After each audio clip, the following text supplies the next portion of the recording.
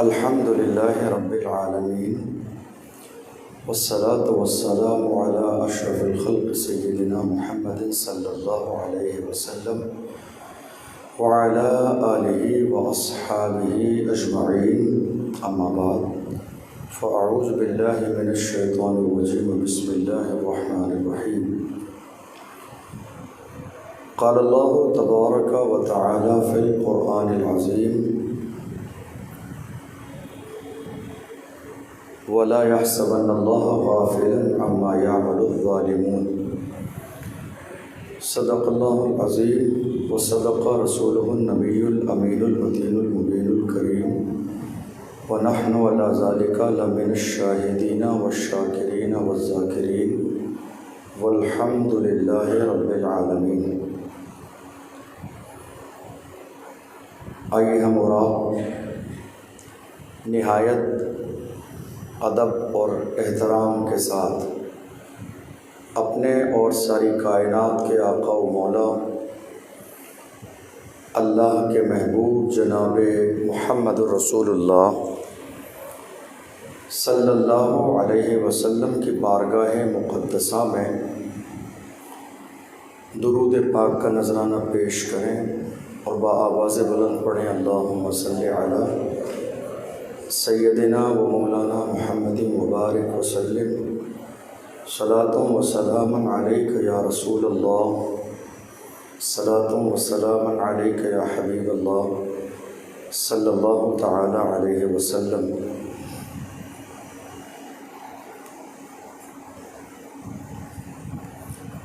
اللہ کا لاکھ لاکھ شکر اور احسان ہے کہ ہم اور آپ آج کی اس مبارک محفل میں حاضر ہیں۔ اللہ ہم سب کی حاضری کو قبول فرمائے۔ ہمارے ملک میں عام طور پر محرم شریف کی مناسبت سے صرف اکثر و بیشتر جگہ 10 دن کی محفل ہوتی ہے، اور جیسے ہی حضرت امام حسین کی شہادت بیان ہوتی ہے وہیں پروگرام مکمل ہو جاتا ہے۔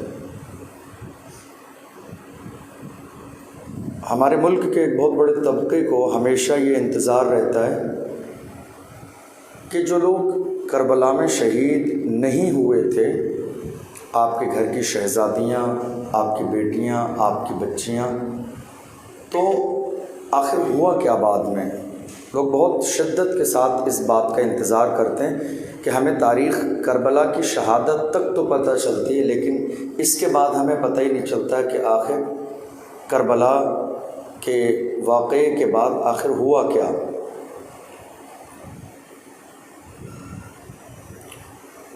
قرآن عظیم میں ہے وَلَا يَحْسَبَنَّ اللَّهَ غَافِلًا عَمَّا يَعْمَلُ الظَّالِمُونَ۔ اللہ فرماتا ہے کہ اے لوگو، اللہ غافل نہیں ہے ظلم کرنے والوں کے ظلم سے جو وہ گمان کرتے ہیں۔ اللہ کے بارے میں یہ گمان مت کرو کہ اللہ غافل ہے ہمارے کرتوت سے۔ ہم اور آپ یا دنیا کا کوئی انسان کوئی بھی گناہ کرتا ہے تو ظاہر ہے کہ ایک انسان تنہائی میں گناہ کیوں کرتا ہے؟ چونکہ وہ سوچتا ہے کہ دنیا میں کوئی دیکھ نہ لے، ماں، بھائی، بہن، رشتہ دار کوئی دیکھ نہ لے، اس لیے وہ تنہائی میں گناہ کرتا ہے۔ تو اس کا مطلب یہ ہوا کہ اس کا عقیدہ یہ ہے کہ دنیا والے دیکھ سکتے ہیں، حالانکہ اس کو سوچنا تو یہ چاہیے کہ جہاں کوئی نہ دیکھ سکے وہاں پروردگار عالم دیکھتا ہے۔ قرآن کہہ رہا ہے غافل لوگ کیا گمان کرتے ہیں کہ اللہ ان کے کرتوت سے بے خبر ہے؟ نہیں، بلکہ جو کچھ لوگ اس دنیا میں کرتے ہیں، اللہ کی بارگاہ سے نیکی کا بدلہ بھی ملتا ہے اور برائی کی سزا بھی ملتی ہے، اور بہت جلد ملتی ہے۔ انداز بدلا ہوا ہوتا ہے جسے لوگ سمجھتے نہیں ہیں۔ نیکی کرنے کا جو انعام ملتا ہے وہ بھی بہت جلد ملتا ہے، لوگ سمجھتے نہیں ہیں، اور برائی کرنے کا انجام بھی بہت جلدی سے انسان کو سزا ملتی ہے، لوگ سمجھتے نہیں ہیں۔ محمود غزنوی کے زمانے میں وہ نکلے سفر کے لیے، راستے میں ایک بوڑھے شخص کو دیکھا جس کے ہاتھ میں ایک کودال تھی زمین کھودنے کے لیے، اور ایک اس کے قریب پودا رکھا ہوا تھا اس میں لگانے کے لیے۔ محمود غزنوی نے دیکھا تو کہا کہ اب آپ دنیا سے جانے والے ہیں، آپ کی عمر مکمل ہو گئی، تو آخر یہ پودا لگانے سے آپ کو کیا فائدہ ہوگا؟ تو اس بزرگ شخص نے کہا کہ میں یہ پودا اس لیے لگا رہا ہوں تاکہ میری آنے والی نسلیں اس سے فائدہ اٹھائیں، آنے والے لوگ اس سے فائدہ اٹھائیں۔ محمود غزنوی کو ایک سبق مل گیا کہ ہر کام انسان کو اپنے لیے نہیں کرنا چاہیے، بلکہ آنے والے لوگوں کے لیے بھی اچھا کام کر کے جانا چاہیے۔ محمود غزنوی خوش ہوا، اپنے وزیروں سے کہا لاؤ اشرفیوں کی ایک تھیلی دو مجھے۔ اشرفیوں کی ایک تھیلی لی اور اس بزرگ آدمی کے ہاتھ میں دے دی۔ تو اس بزرگ آدمی نے کہا دیکھو میں نے تو یہ کہا تھا اور آپ تو یہ پوچھ رہے تھے تجھے اس پودے کو لگانے سے کیا فائدہ ملے گا، اور میں یہ سوچ رہا تھا کہ پودا لگانے کے بعد میری نسل کو فائدہ ملے گا، مجھے تو پودا لگانے سے پہلے ہی اس کا بدلہ مل گیا ہے۔ میں نے اچھی نیت کی ہے، مجھے پہلے ہی اس کا انعام مل گیا ہے۔ بادشاہ کو بات پسند آئی، ایک اشرفیوں کی تھیلی لی اور دے دی اس اچھی بات پہ انعام کا۔ دیکھو یہ میری نیت کا معاملہ ہے کہ لوگوں کی کھیتیاں سال میں ایک بار انہیں مالا مال کرتی ہیں، میری اس نیت نے مجھے میری کھیتی نے 2 بار تھوڑی دیر میں مالا مال کر دیا ہے۔ تو انسان نیکی کرتا ہے اس کا بدلہ بھی انسان کو ملتا ہے، اور جو انسان برائی کرتا ہے، برے کام کرتا ہے، اس کی سزا بھی ملتی ہے۔ حضرت عثمان غنی رضی اللہ عنہ کے دربار میں ایک دشمن آیا، وہ عثمان غنی رضی اللہ عنہ کی طرف اپنے چہرے کو بگاڑ کے پیش کرتا تھا، اپنے چہرے کو بگاڑ کے، اپنے چہرے کو ٹیڑھا کر کے آپ کے سامنے پیش کرتا تھا آپ کو پریشان کرنے کے لیے۔ آپ نے کئی بار پیار سے سمجھایا کہ مان جا ورنہ اللہ کا عذاب نازل ہو جائے گا، نہیں مانا، ہاتھ اٹھا دیے بارگاہ الہی میں، اے اللہ یہ اپنے چہرے کو بگاڑتا، یہ جیسا کرنا چاہتا ہے ویسے ہی کر دے۔ اتنا کہنے کی دیر تھی کہ وہ جدھر چہرہ بگاڑتا تھا اس کا چہرہ ویسے ہی ہو گیا۔ یہ باتیں سمجھنے والی ہیں، یہ باتیں محسوس کرنے والی ہیں، یہ باتیں یاد رکھنے والی ہیں۔ یہ محض حدیثیں یا محض واقعات نہیں ہیں، بلکہ یہ ساری چیزیں ہمیشہ ہمیں اور آپ کو اس لیے بتائی جاتی ہیں تاکہ ہم انہیں سمجھیں، محسوس کریں اور کوشش کریں کہ یہ مومنٹ ہماری زندگی میں کبھی نہ آئیں۔ تو اللہ نے فرمایا کیا لوگ یہ سوچتے ہیں کہ اللہ ان کے کرتوت سے غافل ہے؟ کربلا کی تاریخ 10 محرم کو مکمل نہیں ہوتی ہے۔ جتنا ظلم میرے نبی کے شہزادوں پر کربلا میں 10 محرم کو ہوا، ایک اور بڑا ظلم امام حسین کی شہادت کے بعد آپ کے گھر کی پاک شہزادیوں پر ہوا۔ حضرت امام حسین رضی اللہ عنہ کی جب شہادت ہو گئی، جیسے ہی شہادت ہوئی اسی دن سورج کو گرہن لگ گیا، آسمان سرخ ہو گیا، اندھیرا چھا گیا، گویا کہ رات ہو گئی ہو۔ شہادت حسین کے ہوتے ہی بالکل آسمان ایسا لال سرخ ہو گیا، گویا کہ رات ہو گئی ہو۔ سورج گرہن اسی دن سے لگنے لگا۔ حضرت امام حسین رضی اللہ عنہ کی شہادت کے بعد اب یزیدیوں میں تیاری ہے کہ کسی ملک کو جب جنگ کرنے کے بعد فتح کر لیتے ہیں تو وہاں جا کے تلاش کرتے ہیں کوئی مال غنیمت مل جائے۔ اب ان یزیدیوں کی تیاری ہے کہ حسین کے خیمے کی تلاشی لیں، آ کر حسین کے گھر کی پاک باز عورتیں جس خیمے میں موجود ہیں۔ نماز عصر کا وقت ہوا، آقا حسین کی بہن زینب نے گھر کی عورتوں کو پکار کے کہا کہ ابھی ہمارا امتحان مکمل نہیں ہوا ہے، امتحان ابھی باقی ہے۔ اے رسول کے مقدس شہزادیوں، رونا بند کر دو، آوازیں بند کر لو، عصر کی نماز کا وقت ہو گیا ہے، نماز پڑھو، تاکہ ایسا نہ ہو کہ کربلا میں رسول کی شہزادیوں کی ایک وقت کی نماز چھوٹ جائے، قیامت تک کے آنے والے لوگ اسے دلیل بنا لیں کہ مصیبت میں نماز چھوڑی جا سکتی ہے۔ آپ اندازہ لگائیے، امام حسین کی شہادت کے بعد رسول پاک کی ان شہزادیوں کی جو سپہ سالار تھیں، جو قائد تھیں، جو لیڈر تھیں، وہ زینب تھی۔ حضرت زینب نے للکار کے کہا عصر کی نماز، اے رسول کی شہزادیوں عصر کی نماز پڑھو۔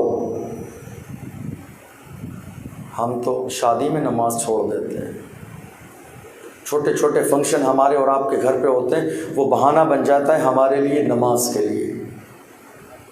ہمارے گھر پہ عقیقہ ہوتا ہے، ہم عقیقے کے نام پہ پورے گھر والے سارے مہمان ریلیشن کے لوگ نمازیں چھوڑ دیتے ہیں کئی دن تک۔ ہمارے یہاں ولیمہ ہوتا ہے، ہم ولیمے کے دن نماز چھوڑ دیتے ہیں۔ شادی کی رسم، پھول کی رسم سے لے کے ولیمے کے دن ایک ہفتے تک ہمارے گھر میں کوئی نماز نہیں پڑھتا۔ یہ مزاج آج ہم نے بنا لیا ہے۔ مگر دیکھو حسین کی بہن کو، سامنے امام حسین کی لاش موجود ہے، سامنے علی اکبر کی لاش موجود ہے، سامنے مولا عباس کے کٹے ہوئے بازو ہیں، سامنے 18 سال کے جوان بیٹے علی اکبر کی لاش پر گھوڑے دوڑ رہے ہیں، اور عالم یہ ہے کہ زینب پکار پکار کے کہہ رہی ہیں شہر بانو عصر کی نماز کا وقت ہو گیا ہے، ام رباب عصر کی نماز کا وقت ہو گیا ہے، اے زین العابدین عصر کی نماز کا وقت ہو گیا۔ خدا کے لیے کوئی شخص ایک وقت کی بھی اس غم میں نماز نہ چھوڑ دے، امتحان ابھی مکمل نہیں ہوا، امتحان ابھی باقی ہے۔ آپ اندازہ لگائیے، ان یزیدیوں نے حسین کی شہادت کے بعد ایسی دردناک تاریخ ہے کہ جس کے ہر جملے کو، ہر چیز کو تو بیان بھی نہیں کیا جا سکتا۔ ہم ان یزیدیوں سے اتنی نفرت کیوں کرتے ہیں پتہ ہے آپ کو؟ اور دنیا کے تمام حسینی ان یزیدیوں سے اتنی نفرت کیوں کرتے ہیں؟ ان یزیدیوں نے کربلا کی سرزمین پر میرے آقا حسین کے جسم کے کپڑے بھی اتار لیے تھے۔ بہت سنجیدہ گفتگو ہے آج کی، سمجھنے والی، چونکہ یہ چیزیں جو آج میں بتا رہا ہوں شاید آپ نے سنی نہیں ہوں گی، یہ چیزیں ہمارے یہاں بیان ہی نہیں ہوتی ہیں کربلا کے بعد، اس لیے بہت سنجیدہ انداز میں اس کو سنیے، فیل کیجئے، محسوس کیجئے۔ ان ظالموں نے حضرت امام حسین کے سر مبارک پر رسول اللہ کا امامہ بندھا تھا، ان ظالموں نے وہ امامہ اتار لیا۔ میرے آقا حسین کے پاس مبارک تلوار تھی، وہ تلوار چھین لی۔ امام عالی مقام کے جسم کے کپڑے اتار لیے ان یزیدیوں نے، اور جب امام حسین کی شہادت ہو گئی تو جتنے لوگ شہید ہو چکے تھے ان تمام کو کربلا کے میدان میں لٹا کے انہوں نے گھوڑے دوڑائے تاکہ ان کے جسم کی ہڈیاں چکنا چور ہو جائیں۔ اب اندازہ لگائیے، کیا اس کائنات میں اتنا ظلم کسی نے کسی پر کیا ہے؟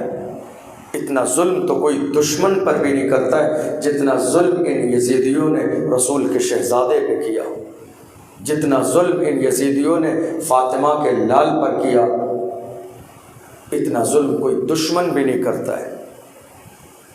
اندھیرا چھا گیا، گھوڑوں کی ٹاپوں سے امام حسین کے شہزادوں کو روندا گیا، عصر کی نماز ہو گئی۔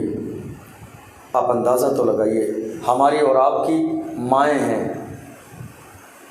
ہماری اور آپ کی مائیں ہیں، ہمارے ذرا سا سر میں درد ہو جائے تو وہ ہمیں لے جا کے الگ روم میں لٹا دیتی ہیں چائے پلا کے کہ نہیں اٹھنا نہیں، سر میں درد ہے، طبیعت زیادہ خراب ہو جائے گی۔ نماز جاتی ہے تو جاتی رہے، سجدے چھوٹتے ہیں تو چھوٹتے رہیں، مسجد بلاتی ہے تو بلاتی رہے، اللہ کے گھر سے آواز آتی ہے تو آواز آتی رہے۔ ایک ماں اپنی ممتا کو اس انداز میں ظاہر کرتی ہے، بیٹے کو لے جا کے سلاتی تھی، اٹھنا نہیں۔ اور ایک ماں شہر بانو بھی ہے، سامنے 6 مہینے کے علی اصغر کے جسم پر گھوڑے دوڑ رہے ہیں، اور ایک شہر بانو ہے، نیت باندھ کے کھڑی ہیں اللہ کو راضی کرنے کے لیے عصر کی نماز ادا کر رہی ہیں۔ یہ مائیں ہیں، اس میں کوئی ایسا نہیں ہے کہ جس نے قربانی نہ دی ہو۔ حسین کی بہن زینب نے اپنے 2 بیٹے اون و محمد کو شہید کرایا۔ حسین کی بیوی حضرت شہربانو نے 6 مہینے کے بیٹے علی اصغر کی قربانی پیش کی۔ میرے آقا حسین نے اپنے بیٹے علی اکبر کو قربان کیا، امام حسن کے بیٹے قاسم کی قربانی دی، بھائی عباس کے بازو کٹائے۔ یہاں کوئی ایسا نہیں ہے کہ جس نے اپنوں کی قربانی نہ دی ہو، مگر قربانی دینا الگ ہے، سب کے الگ الگ حقوق ہیں۔ قربانی بھی اللہ کی رضا کے لیے دی جا رہی ہے، نماز بھی اللہ کی رضا کے لیے ہے، سجدے بھی اللہ کی رضا کے لیے ہیں۔ ایسا نہ ہو کہ ہم صرف محرم کے نام پر، 11ویں کے نام پر، شربت اور حلیم کے نام پر حسین کا نعرہ لگاتے رہیں، مگر حسین کا جو مشن ہے 5 وقت کی نماز پڑھنا اسے چھوڑ دیں۔ اس لیے کہ کربلا میں سب سے زیادہ اگر کسی چیز کی پابندی ہوئی ہے تو نماز کی پابندی ہوئی ہے۔ 22,000 کا لشکر سامنے ہے، ہم ہوتے آج چھوٹا سا میٹر ہمارے محلے میں، ہماری فیملی میں، گھر میں ہو جاتا ہے، ہم اس کو راتوں رات سوچتے رہتے ہیں، نمازیں چھوٹ جاتی ہیں، پرواہ نہیں ہے۔ کوئی نماز کے بارے میں کہہ دے، انسان جواب دیتا ہے پریشانی میں ہوں، ابھی کیسے نماز پڑھوں؟ نماز تو ہر حال میں پڑھی جاتی ہے، اگر پریشانی سے پہلے نماز کی عادت ڈال لے تو مجھے یقین ہے کہ پریشانی بندے کے قریب ہی نہیں آئے گی۔ اندازہ تو لگائیے، 22,000 کا لشکر للکار رہا تھا، مگر ظہر کی نماز حسین کے خیمے میں ہو رہی تھی۔ عصر کے وقت میں 9 محرم میں للکارا تھا یزیدیوں نے، مگر حسین کے خیمے میں نماز ہو رہی تھی۔ مغرب اور عشاء کے وقت، فجر کے وقت پکار کے کہہ رہے تھے یزید ہے تمہارے درمیان کوئی مقابلہ کرنے والا، بھیجو۔ مقابلہ کرنے بھی جا رہے تھے، اور نماز کے وقت میں نمازی نماز بھی ادا کر رہے تھے۔ ایک بہت بڑا میسیج ہے ہمارے لیے ایک بہت بڑا میسیج ہے کربلا کا، کہ کسی حال میں نماز نہیں چھوڑنا۔ گھر کا ماحول بہتر بنائیے، ہمیں اور آپ کو پرواہ ہے ہمارے شہر کی۔ ہمیں سے ہر شخص یہ رونا روتا ہے، کیا کریں شہر کے حالات بہت خراب ہیں۔ ہر شخص یہی رونا روتا ہے، کیا کریں شہر کے حالات بہت خراب ہیں۔ ہر شخص یہی رونا روتا ہے، کیا کریں شہر کے حالات بہت خراب ہیں۔ لیکن اصل بات یہ ہے کہ ہم میں سے ہر شخص صرف اپنے گھر کی ذمہ داری لے لے تو پورے شہر کے حالات بہتر ہو جائیں گے۔ ہر انسان اپنے گھر کی ذمہ داری لے لے۔ ہماری ماں اور بہنوں کو کوئی خیال نہیں ہے نماز کا، کوئی خیال نہیں ہے، شادی کے نام پہ، پیغام کے نام پہ، منگنی کے نام پہ، مطلب نہ جانے کتنے بہانے، بچے نے پیشاب کر دیا، اس بہانے سے مہینوں کے اعتبار سے ہماری ماں اور بہنیں نماز چھوڑ دیتی ہیں۔ مگر دیکھو جس ماں نے 2 اپنے چھوٹے چھوٹے بچے اسلام کے لیے پیش کر کے اپنی گود کو اجاڑ دیا ہے، وہ بھی نیت باندھ کے اللہ کو راضی کرنے کے لیے کھڑی ہے۔ اے اللہ تیرا احسان ہے کہ تو نے مجھے یہ جذبہ دیا کہ تیری اسلام کے لیے اپنے بیٹوں کو قربان کر دوں۔ عصر کی نماز ہو گئی، اب یہ یزیدی امام حسین کے خیمے کی طرف بڑھنے لگے۔ ظلم کی انتہا نہ رہی کہ ان ظالموں نے امام حسین کے گھر کی عورتوں کے خیمے جلا دیے، جو خیمے میرے آقا حسین نے اپنے مبارک ہاتھوں سے لگائے تھے تاکہ فاطمہ کی شہزادیاں پردے کے ساتھ اس میں رہ سکیں۔ ان یزیدیوں نے خیمے جلا دیے، اور ایک ظالم نے تو ظلم کی انتہا کر دی۔ میرے آقا حسین کی 7 سال کی بیٹی سکینہ اسی خیمے میں ہے۔ یہ شمر اور یہ ابن سعد، یہ لوگ آئے، ایک ظالم نے حضرت سکینہ کے کانوں کی بالیاں کھینچیں، پورے زور سے بالیاں کھینچیں کہ آپ کے کان کٹ گئے، خون کے قطرے ٹپکنے لگے زمین پر۔ ظلم دیکھیے، ظلم کربلا کی سرزمین میں حسین کی 7 سال کی بیٹی کی بالیاں کھینچی جا رہی ہیں، کان کٹ گئے، خون کے قطرے نکلنے لگے۔ ایک چیخ ماری سکینہ نے اور کہا ظالم تجھے میرے کان کی بالیاں لینی تھی، خدا کے لیے مانگ کے دیکھ لیتا، میں آج بھی محمد کے گھر کی شہزادی ہوں، تو مانگ کے دیکھتا، کانوں سے اتار کے دے دیتے، تو ایک بار سوال تو کر کے دیکھتا، تو ایک بار مانگ کے تو دیکھتا۔ میں کربلا میں ہوں، میں نے اپنے باپ کو کھویا ہے، بھائی کو شہید ہوتے دیکھا ہے، مگر آج بھی میری رگوں میں فاتح خیبر کا خون ہے، آج بھی میری رگوں میں فاطمہ کا دودھ خون بن کے دوڑ رہا ہے۔ تو زبان سے مانگ کے دے دیتا، زبان سے مانگ کے دیکھ لیتا۔ فاطمہ کے گھر کی بہادری ابھی ختم نہیں ہوئی ہے، فاطمہ کے گھر کی سخاوت ابھی ختم نہیں ہوئی ہے، زبان سے بولتا تو صحیح اپنے ہاتھ سے اتار کے دے دیتی۔ اس ظالم نے جب یہ جملے سنے کہ سکینہ ناراض ہے، اس نے ایک تماچا حضرت سکینہ کے چہرے پہ مارا۔ اللہ اکبر! ایک تماچا حسین کی بیٹی سکینہ کے چہرے پر اس ظالم نے ایک تماچا مارا۔ ہم یزیدیوں سے ایسی نفرت نہیں کرتے ہیں، انہوں نے کربلا میں ظلم کی انتہا کر دی۔ میرے نبی نے اپنے زمانے میں ارشاد فرمایا تھا، اے میرے صحابہ جب تم کسی قوم کے پاس لڑنے کے لیے جاؤ، جب تم لڑنے کے لیے جاؤ تو خبردار لڑنے کے بعد میں کبھی کسی کا چہرہ نہ بگاڑنا۔ میرے نبی نے کہا تھا خبردار وہ تلوار سے لڑے، تم تلوار سے لڑنا، چاہے اس کا ہاتھ کٹے یا تمہارا ہاتھ کٹے، لیکن بس بات یہیں تک ہونا چاہیے، اس کے چہرے کو خراب نہ کرنا، اس کے جسم کو خراب نہ کرنا۔ میرے نبی نے تو یہ میسیج دیا تھا غیروں کے لیے۔ ان یزیدیوں کو دیکھو، حسین کے جسم پر گھوڑے دوڑانے والی قوم ہے یہ، جو آج تک یزید کو امیر المومنین کہنے کا دعویٰ کرتی ہے۔ عصر کی نماز ہو گئی، خیمے جلا دیے گئے، اور تو اور ان یزیدیوں نے خاتون جنت کی شہزادیوں کے زبردستی دوپٹے چھین لیے۔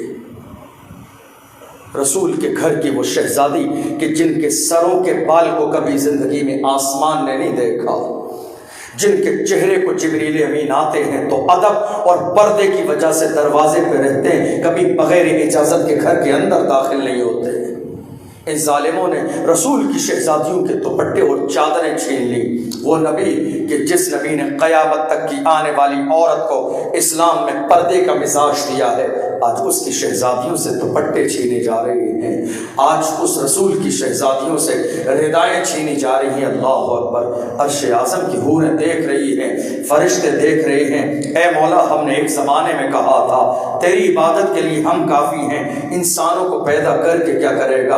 اے اللہ، تو نے فرمایا تھا اے میرے فرشتوں، جو میں جانتا ہوں وہ تو نہیں جانتے ہو۔ اے پروردگار، آج ہمیں یقین کامل ہو گیا ہے، حسین کے ایک سجدے نے بتا دیا کہ قیامت تک سارے لوگ مل کر سجدے کرتے رہیں مگر حسین کے ایک سجدے کا حق ادا نہیں ہوگا۔ پوری دنیا کی تمام مائیں اور بہنیں صبر کرتی رہیں مگر زینب کے صبر کو قیامت تک کی ہر ماں سلام کرے گی، زینب کے صبر کو قیامت تک ہر بہن سلام کرے گی، زینب کے صبر کو تاریخ میں ہر زمانے میں سلام پیش کیا جائے گا۔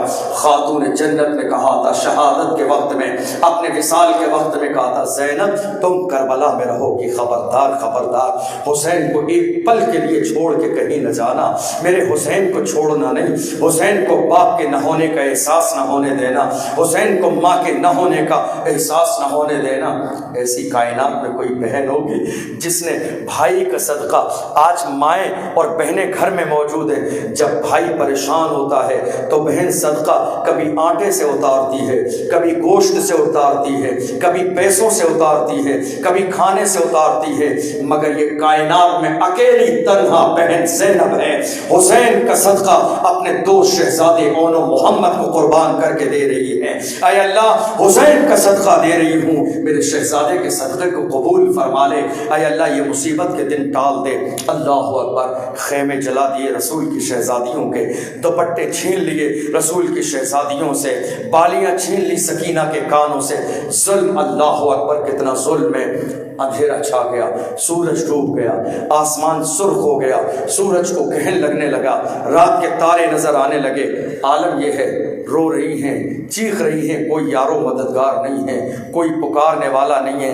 ان یزیدیوں نے جتنے لوگ یزیدیوں کی طرف سے کربلا کے میدان میں قتل ہوئے، ان یزیدیوں نے سب کو اکٹھا کر کے دفن کر دیا۔ جتنے یزیدی قتل ہوئے ان سب نے مل کے لاشوں کو جمع کیا، جمع کر کے مکمل رسم کے مطابق دفن کر دیا، مگر میرے آقا حسین کی لاش کربلا کی سرزمین پہ ہے۔ عباس کے کٹے بازو وہی میدان میں پڑے ہیں، علی اکبر کی لاش وہی میدان میں پڑی ہے، علی اصغر کا چھوٹا سا جسم وہی میدان میں پڑا ہے۔ اور آپ کو بتا دوں، شہادت حسین کے بعد، شہادت حسین کے بعد ان یزیدیوں نے ان رسول کے شہزادوں کے ارد گرد چکر لگائے تاکہ جان لیں کہیں کسی میں کوئی سانس باقی تو نہیں ہے۔ قریب سے گزرتے تھے، تلواریں چلا چلا کے گزرتے تھے، قریب سے جاتے تھے، نیزے چلا چلا کے جاتے تھے، کسی کے جسم میں نیزہ مارتے، کسی کے گردن میں ڈبل تلوار مارتے کہ کہیں کسی کی سانس باقی نہ رہ جائے۔ یہ ظلم تھا۔ اللہ اکبر، حسین کی اور آپ کے شہزادوں کی لاشیں کربلا کی سرزمین پہ پڑی رہیں۔ عشاء کی نماز ہو گئی، آج چوتھا دن ہے رسول کی شہزادیوں نے کھانا نہیں کھایا ہے، آج چوتھا دن ہے رسول کی شہزادیوں نے پانی نہیں پیا ہے، پیاسی ہیں رسول کی شہزادیاں، وہ رسول کی شہزادیاں جو مدینے میں پیاسی رہیں مگر غریبوں کو پلایا، مدینے میں بھوکی رہیں مگر غریبوں کو کھلایا۔ آج 4 دن کا زمانہ گزر گیا ہے جنہوں نے اپنی آنکھوں سے پانی نہیں دیکھا ہے، جنہوں نے اپنی آنکھوں سے کھانا نہیں دیکھا ہے۔ عشاء کی نماز کے بعد حضرت زینب تلاش کرنے لگی کوئی خنجر مل جائے تاکہ کہیں ایسا نہ ہو، یہ نہر فرات کا ایریا، کہیں ایسا نہ ہو رات کو کہیں بھیڑیے نہ آ جائیں، کہیں کوئی جانور نہ آ جائے جو میرے شہزادوں کی لاش کے ساتھ بے حرمتی کرنے لگے۔ شہزادوں کی لاش کے لیے ایک ٹوٹی سی انہیں کوئی چیز مل گئی حفاظت کے لیے، اپنے پاس رکھ لی اور روتی جاتی تھی، آنکھوں سے آنسو نکلتے تھے اور کربلا کے میدان کا چکر لگاتی تھی۔ کبھی نظر حسین کے چہرے پہ ہوتی تھی، کبھی نظر علی اکبر کے چہرے پہ ہوتی تھی۔ اے علی اکبر، یہ خوبصورت چہرہ ایسا چہرہ ہے کہ جب ہمارے خیمے میں کوئی چراغ نہ ہوتا تھا تو ہم کہتے تھے حسین علی اکبر کو اندر بھیج دو تاکہ خیمے میں روشنی ہو جائے۔ یہ روشن چہرہ آج مٹی میں لہو لہان ہے، یہ روشن چہرہ اللہ اکبر جس کے بالوں میں کربلا کی گرد آ گئی ہے، وہ خوبصورت چہرہ جس کو دیکھ کے علی اکبر کے لوگ مصطفیٰ کی ہمشبی کو دیکھ کے دلوں کو تسلی دیتے تھے، آج اس چہرے پر گرد اور مٹی لگی ہوئی ہے۔ طواف کر رہی ہیں حضرت زینب، آپ دیکھیے بہادری دیکھیے رسول کی شہزادی کی، پوری رات کربلا کے میدان کا چکر لگاتی رہی تاکہ کوئی ظالم آ کے لاشوں کے ساتھ بے حرمتی نہ کرے۔ اچانک سے حر کی بیوی نے، یہ حر وہی ہیں جو امام حسین کو راستے سے لے گئے تھے کربلا میں، اور جب انہیں لگا یزیدی واقعی حسین کو شہید کرنا چاہتے ہیں تو ان کی طرف سے نکل کے حسین کے قدموں میں پکڑ کے کہا تھا، نکل کے دشمن آدھا سے مارا۔ حر نے یہ نعرہ کہ دیکھو یوں نکلتے ہیں جہنم سے خدا والے۔ حر نے دیکھ لیا تھا میرے ایک طرف جنت ہے ایک طرف جہنم ہے، دماغ اور دل کی جنگ شروع ہو گئی تھی، مگر اللہ کی شان دیکھو، دل میں اہل بیت کی محبت تھی، دماغ ہار گیا، محبت حر جیت گئی، آ کے قدم پکڑ لیے تھے۔ میدان جنگ میں ہوں، چاہے حسین کی طرف سے مارا جاؤں چاہے یزید کی طرف سے مارا جاؤں، آج میری زندگی اور موت کا فیصلہ ہونا ہے تو بہتر یہ ہے کہ حسین کے قدموں میں جان دوں تاکہ قیامت میں مصطفیٰ جان رحمت اپنے ہاتھوں سے جام کوثر پلائیں گے، مصطفیٰ کی صف میں جا کے کھڑا ہو جاؤں گا۔ وہی حر کی بیوی گئیں یزیدیوں کے پاس، کہا اے یزیدیوں، تم نے حسین کو شہید کر دیا، عباس کے بازو کاٹ دیے، علی اکبر کی لاش پہ گھوڑے دوڑا دیے، ان کا معصوم 6 مہینے کا علی اصغر بھی نہیں چھوڑا تم نے۔ یہ گھر کی عورتیں ہیں، یہ لڑنے نہیں آئیں گی، مصطفیٰ کی شہزادی ہیں، یہ اپنے آپ کو پردے سے باہر نہیں نکالیں گی۔ میرے نبی نے عورتوں کے لیے تلوار چلانا حرام اور ناجائز قرار دیا ہے، کم سے کم اب تمہیں ان شہزادیوں سے خطرہ نہیں ہے، انہیں تو چند گھونٹ پانی دے دو، 4 دن کا زمانہ گزر گیا، یہ تو ویسے ہی مرنے کے قریب ہے، چند گھونٹ پانی دے دو۔ جب غیرت دلائی حر کی بیوی نے، کہا ٹھیک ہے تمہیں پانی کی ضرورت ہے لے جاؤ۔ پانی لے کے آئیں حر کی بیوی، اندھیرا چھا گیا، عصر کے وقت سے کربلا میں اندھیرا ہو گیا تھا، لے کر آئیں پانی، آواز دی، زینب طواف کر رہی تھی لاشوں کا، آواز دی کون ہے؟ خبردار خبردار میرے شہزادوں کی لاشوں کے قریب مت آنا۔ کہ زینب میں حر کی بیوی ہوں، حر کی بیویوں پانی لائی ہوں۔ کہ خبردار ہمارے سامنے تو پانی کا نام بھی مت لے دے گا، پانی کا نام بھی مت لینا، ہم پانی کیسے پی سکتے ہیں، کیسے پی سکتے ہیں؟ 6 مہینے کے علی اصغر کو ہم نے پیاسا تڑپتے دیکھا ہے، ہم پانی کیسے پی سکتے ہیں؟ ہم نے علی اکبر جب میدان میں تلوار چلانے کے لیے گئے تھے، تھوڑی دیر تلوار چلانے کے بعد گھوڑے کو ایڑ لگا کے واپس آئے تھے حسین کے پاس اور کہا تھا ابا پیاس برداشت نہیں ہوتی ہے، کاش چند قطرے پانی کے مل جاتے، میرا گلا تر ہو جاتا، آج 22,000 کے لشکر کے لیے اکیلا کافی ہو جاتا۔ میرے آقا حسین نے کہا تھا بیٹا علی اکبر صبر کرو، وہ دیکھو جنت میں نانا کوثر کا جام تمہارے لیے منتظر ہیں، انتظار کر رہے ہیں۔ اے حر کی بیوی ہمارے سامنے پانی کا نام تک نہ لینا۔ اللہ اکبر، قریب آ گئی، کہا اے زینب آپ کو آپ کی ماں فاطمہ کا واسطہ ہے، یہ بچیاں چھوٹی چھوٹی آپ کے ساتھ ہیں، یہ جان دینے والی ہیں، چند قطرے آپ پانی کے زبان سے لگا لیں۔ حضرت زینب سکینہ کو تلاش کرنے لگی، سکینہ کے قریب پہنچی، کہا سکینہ پانی لائیے حر کی بیوی۔ سکینہ نے پوچھا پھوپھی زینب پانی آپ نے پی لیا؟ ताज्जुब से पूछा बतौर सवाल, आपने पी लिया? कहा नहीं शहजादी, मैं पानी कैसे पी सकती हूँ। हमारे नाना ने मदीने में ऐलान किया था, खाने की चीज़ का तरीका ये है कि पहले छोटे बच्चों को दी जाए, बाद में बड़े लोग खाते हैं। तुम छोटी हो इस काफिले में सबसे ज़्यादा, मैं पानी कैसे पी सकती हूँ, तुम्हारे पास लाई हूँ। अल्लाह अकबर। सकीना ने पानी का प्याला ले तो लिया मगर पिया नहीं। सकीना रात के अंधेरे में जा रही हैं जहाँ लाशों के अंबार लगे हैं, जहाँ घोड़ों की टापों से रौंदी हुई लाशें पड़ी हैं। सकीना जा जा के तलाश करती है, लाशें हटा हटा के तलाश करती हैं। ज़ैनब को ख्याल नहीं आया सकीना के इन लाशों को हटाने का मामला क्या है। लाशें हटा हटा के देखती क्या है। सकीना पीछे पीछे गई, सकीना के पीछे ज़ैनब गई। ए सकीना, आखिर क्या तलाश कर रही हो इन लाशों के बीच में? आखिर इन लाशों के अंबार को हटा के क्या देख रही हो? ये पानी यहाँ क्यों ले जाती हो? कहा ज़ैनब मेरी फूफी भूल गई, आपने कहा था हमारे रसूल का मिजाज ये था कि सबसे पहले खाने या पीने की चीज सबसे छोटे को दी जाती है।